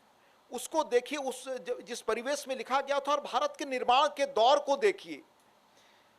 उसमें वो समाधि कुमार रैक्वय को नहीं सध पाती, वे विद्विग्न होते हैं और कहते हैं, माँ आज समाधि नहीं लग पा रही।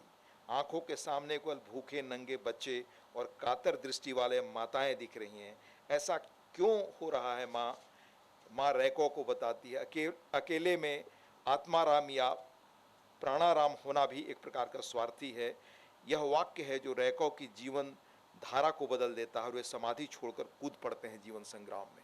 कैसे समाज को हम उसका नवनिर्माण कर सकें, इससे प्रेरक प्रसंग और नहीं हो सकता। और वो जिस काल में लिखा गया, भारत आजादी के बाद किस तरह से अपने कायाकल्प के लिए लगा था। असल में अनामदास का पोथा अथ रैक्वय आख्यान जिजीविषा की कहानी है, और उसमें कोट है, जिजीविषा है तो जीवन रहेगा, जीवन रहेगा तो अनंत संभावनाएं भी रहेंगी। वे जो बच्चे हैं, किसी की टांग सूख गई है, किसी का पेट फूल गया, किसी की आंख सूज गई है, ये जी जाएं तो इनमें बड़े बड़े ज्ञानी और उद्यमी बनने की संभावना है। आप इसको जोड़िए, जो विवेकानंद उन दिनों भारत के समाज के पुनर्जागरण के लिए जो आवाज विवेकानंद के शब्दों में गूंज रही थी, और जो इस तरह का लेखन हो रहा था, भारत कैसे जग उठे, इसके पीछे कितनी सार्थक सोच और चिंतन था। हमें इस दृष्टि से भी साहित्यकारों को देखना चाहिए, और मैं आचार्य हजारी प्रसाद द्विवेदी को इस दृष्टि से ही देखता हूँ। उसमें एक और बहुत उसमें महत्वपूर्ण है, जो बाण भट्ट की आत्मकथा की आपने चर्चा की, जिसमें महामाया कहती है, अमृत के पुत्रों, सामान्य लोगों की क्या भूमिका है। सामान्य, आज देखिए मुल्क में, आज ही नहीं, मैं कहना चाहूँगा कि आपातकाल के दौर में जो चीज़ें हुई वो अलग थी, पर उसके साथ लोगों के कर्तव्य के बारे में भी एक प्रावधान आया। आज भी माननीय प्रधानमंत्री कहते हैं लोगों के कर्तव्य के बारे में, पर एक साहित्यकार कैसे कहता है, जिस समाज के सामान्य लोग अपने फर्ज से अलग हो जाएं, वो अपेक्षा करें कि सब चीजें सरकार करेंगी, उस समाज का जीवन स्थायी नहीं होता। यही बात विनोबा ने कही, और यही साहित्य में आप सुने बहुत पहले द्विवेदी जी ने कैसे कहा, अमृत के पुत्रों, मैं ऊर्ध्वबाहु होकर चिल्ला रही हूँ, यह अशुभ लक्षण है, अपने आप को बचाओ, धर्म पर दृढ़ रहो। धर्म यानी आचरण, न्याय के लिए मरना सीखो, ब्राह्मण से लेकर चांडाल तक एक हो जाओ, चट्टान की तरह दुर्भेद, यही बचने का समय है। अमृत के पुत्रों, मैंने सत्ता और लोगों की कामना मत करो, कैसे अपने फर्ज के प्रति जागृत रहो। मैं बहुत कुछ और न कहकर मैं अशोक के फूल के बारे में जो मैं दो चीज़ें कहना चाहूँगा जिसका उल्लेख हो चुका है बहुत, कि कैसे अशोक के फूल के माध्यम से भारतीय संस्कृति, इतिहास, जीवन दृष्टि और सूक्ष्मता और गहनता से उसमें उन्होंने उस पर विचार किया है। ये शायद 1948 के आसपास ये निबंध लिखा गया था, आज़ादी के आसपास। तो उसमें अशोक के फूल के बहाने मानव जीवन के अलग अलग पहलुओं, प्रेम, सौंदर्य, संघर्ष और परिवर्तन पर विचार उनका है, जिसको अविनाश जी ने आरंभ में ही कोट किया था। मैं उसी लाइन को पुनः दोहरा रहा हूं, पर मैं किस रूप में उसको उसकी प्रासंगिकता आज देखता हूं।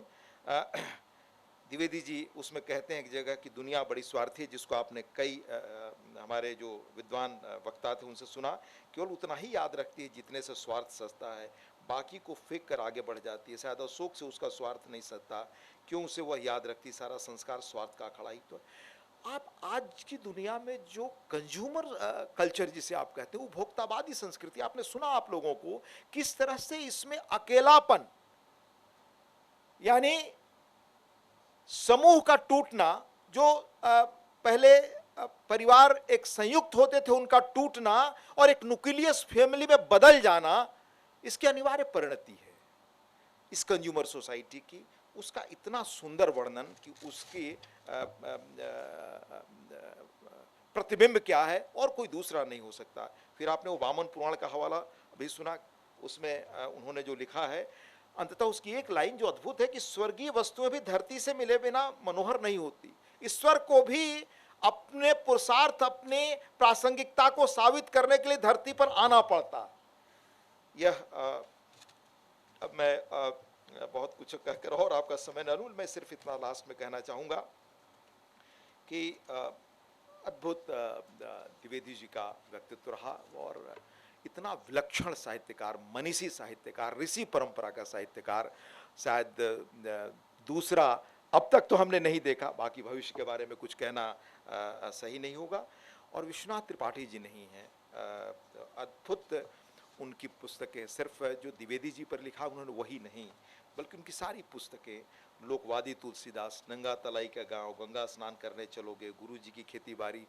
जब मैं वो पुस्तक पढ़ रहा था, जिसे माना जाता है कि जीवनी की दृष्टि से सर्वश्रेष्ठ जीवनी लिखी गई, हिंदी में जो चर्चा होती है आवारा मसीहा की, उस दृष्टि से व्योमकेश दरवेश की चर्चा आपने विस्तार से सुनी, इस बारे में मैं नहीं कहना चाहता। पर जब मैं उसको पढ़ रहा था आज से बहुत दशकों पहले, तो मुझे अपने छात्रावास के जीवन और उस वक्त की चुनौतियां याद आ रही थी।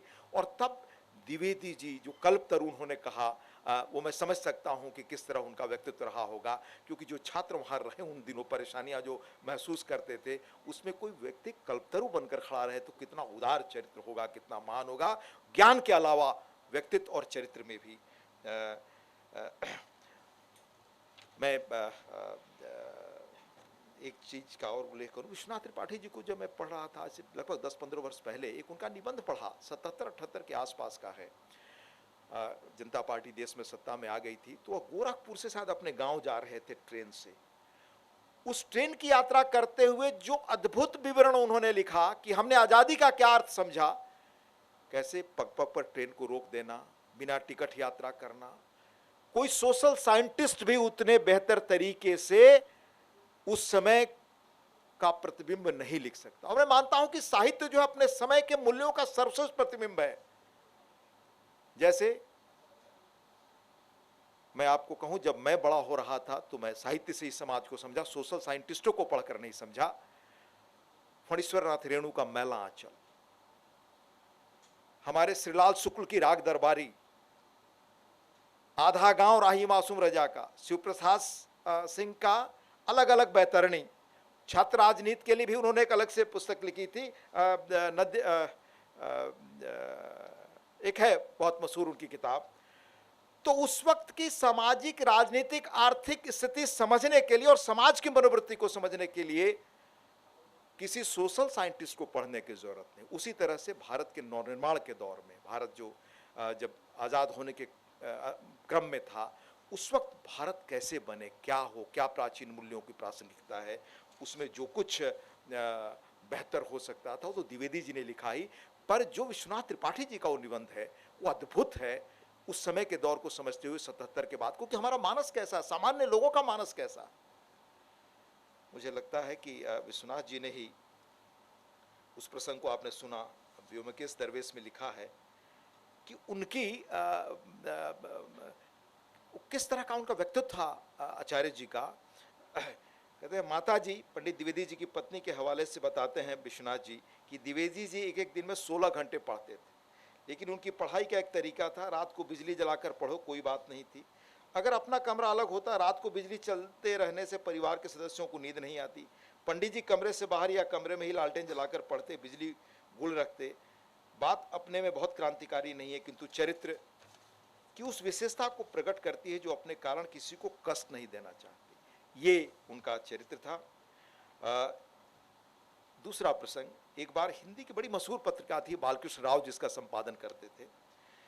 उन्होंने अनेक लेखकों से पूछा कि आपको लगे कि दुनिया 2 मिनट में खत्म होने वाली है तो आप क्या करेंगे। लोगों ने बड़े गंभीर उत्तर दिए, पर आचार्य द्विवेदी जी का विलक्षण उत्तर था। उन्होंने कहा, मैं अपने बाल बच्चों को बाहों में समेटकर चुपचाप कहीं बैठ जाऊंगा। आप उनके व्यक्तित्व का यह मानवीय पक्ष आप देखें। मैं खत्म कर अपर्णा जी को धन्यवाद देना चाहूँगा, लेकिन खत्म करने के पहले, लगभग 250 वर्षों पहले पीवी शैली शायद जन्मे, उन्होंने एक बार लिखा था कि पोएट्स, यानी लिटरेचर में जो लोग काम करते हैं, सिर्फ पोएट्स ही नहीं, they are unacknowledged legislators of their time. यानी अपने समय के जो सर्वश्रेष्ठ चित्रण कर सकते हैं समाज का और राह दिखा सकते हैं, वो होते हैं जो समाज को बदलते हैं। हमारे आचार्य द्विवेदी जी उसी श्रेणी के सर्वश्रेष्ठ लोगों में, अग्रणी लोगों में थे। मैं उनको बहुत आदर के साथ आज याद करता हूं। और अपर्णा जी ने ट्रस्ट बनाकर निरंतर ऐसे आयोजन को, उनकी स्मृतियों को वो जीवंत बना रही, इसके लिए भी उन्हें मैं धन्यवाद देता हूं। आप सब ने धैर्य से मुझे सुना, इसके लिए भी आप सबको, एक एक व्यक्ति को बहुत धन्यवाद। नमस्कार। जिस तरीके से आचार्य जी के व्यक्तित्व के उन पहलुओं से हम सभी को अवगत कराया, वो अति दुर्लभ है। और आचार्य जी के व्यक्तित्व और मानवीय पहलुओं को भी आपने जिस तरीके से उद्घाटित किया, वो हम सभी उसके लिए आभारी हैं। अब मैं आचार्य हजारी प्रसाद द्विवेदी मेमोरियल ट्रस्ट के कोषाध्यक्ष श्री रत्नेश मिश्रा जी को मंच पर आमंत्रित करना चाहूँगा। मैं आग्रह करूँगा कि वो हमारे सभी अतिथियों को धन्यवाद ज्ञापित करें। धन्यवाद अविनाश। नमस्कार। सबसे पहले मैं आचार्य हजारी प्रसाद द्विवेदी जी के परम प्रिय शिष्य एवं गुरु शिष्य परंपरा के ध्वजवाहक डॉक्टर विश्वनाथ त्रिपाठी जी का हार्दिक आभार व्यक्त करता हूं, जिन्होंने अपने आशीर्वचन से हमें अभिसिंचित किया। आपका आशीर्वाद, मार्गदर्शन और सहयोग हमें हमेशा मिलता रहा है। आपकी मौजूदगी हमारा हौसला बढ़ाती है। मैं आपको सादर प्रणाम करता हूं। श्रद्धेय श्री हरिवंश जी ने अपने अध्यक्षीय संबोधन में जिस तरह आचार्य जी के व्यक्तित्व, साहित्य परिवेश में उनकी महत्ता को दर्शाया है, ऐसे सारगर्भित संबोधन के लिए आपका हार्दिक आभार व्यक्त करता हूं।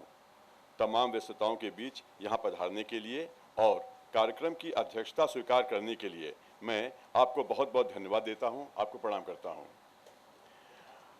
आचार्य द्विवेदी पर शोध करने वाले डॉक्टर विंध्यवासिनी पांडे जी का सारगर्भित संबोधन और आचार्य जी के कृतित्व और व्यक्तित्व पर विस्तार से प्रकाश डालने के लिए धन्यवाद।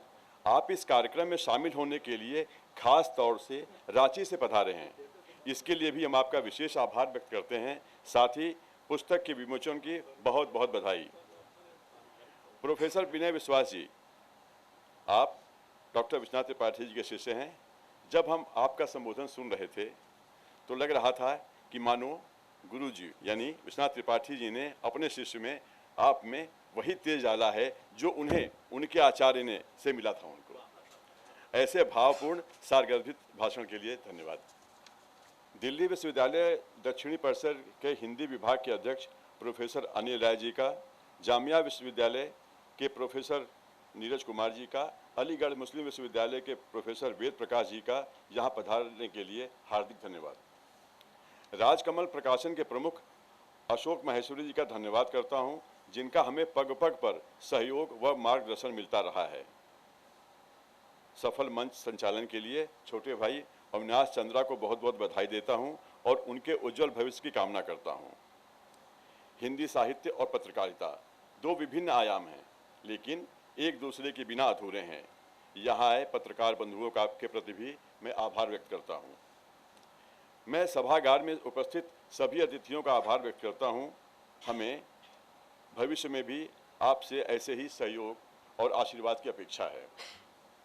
Indian farmers fertilizer cooperative limited IFFCO, भारतीय इस्पात प्राधिकरण सेल और साहित्य अकादमी के संस्थागत सहयोग के बिना यह कार्यक्रम संभव नहीं था, इसलिए मैं इन संस्थानों को भी विशेष धन्यवाद देता हूं। इस कार्यक्रम में प्रत्यक्ष या अप्रत्यक्ष रूप से मदद करने वाले सभी महानुभावों का भी आभार व्यक्त करता हूं। और अंत में अपर्णा जी को अगर न धन्यवाद दूं, उनका आभार न व्यक्त करूं तो बात अधूरी रहेगी। मैं अपर्णा जी को विशेष रूप से धन्यवाद करता हूं। आप सबसे विनम्र आग्रह है, सभागार के बाहर चाय व जलपान की व्यवस्था की गई है। आप सभी से आग्रह है कि जलपान ग्रहण करने के बाद ही अपने गंतव्य की ओर प्रस्थान करें। आप सभी का एक बार पुनः बहुत बहुत धन्यवाद।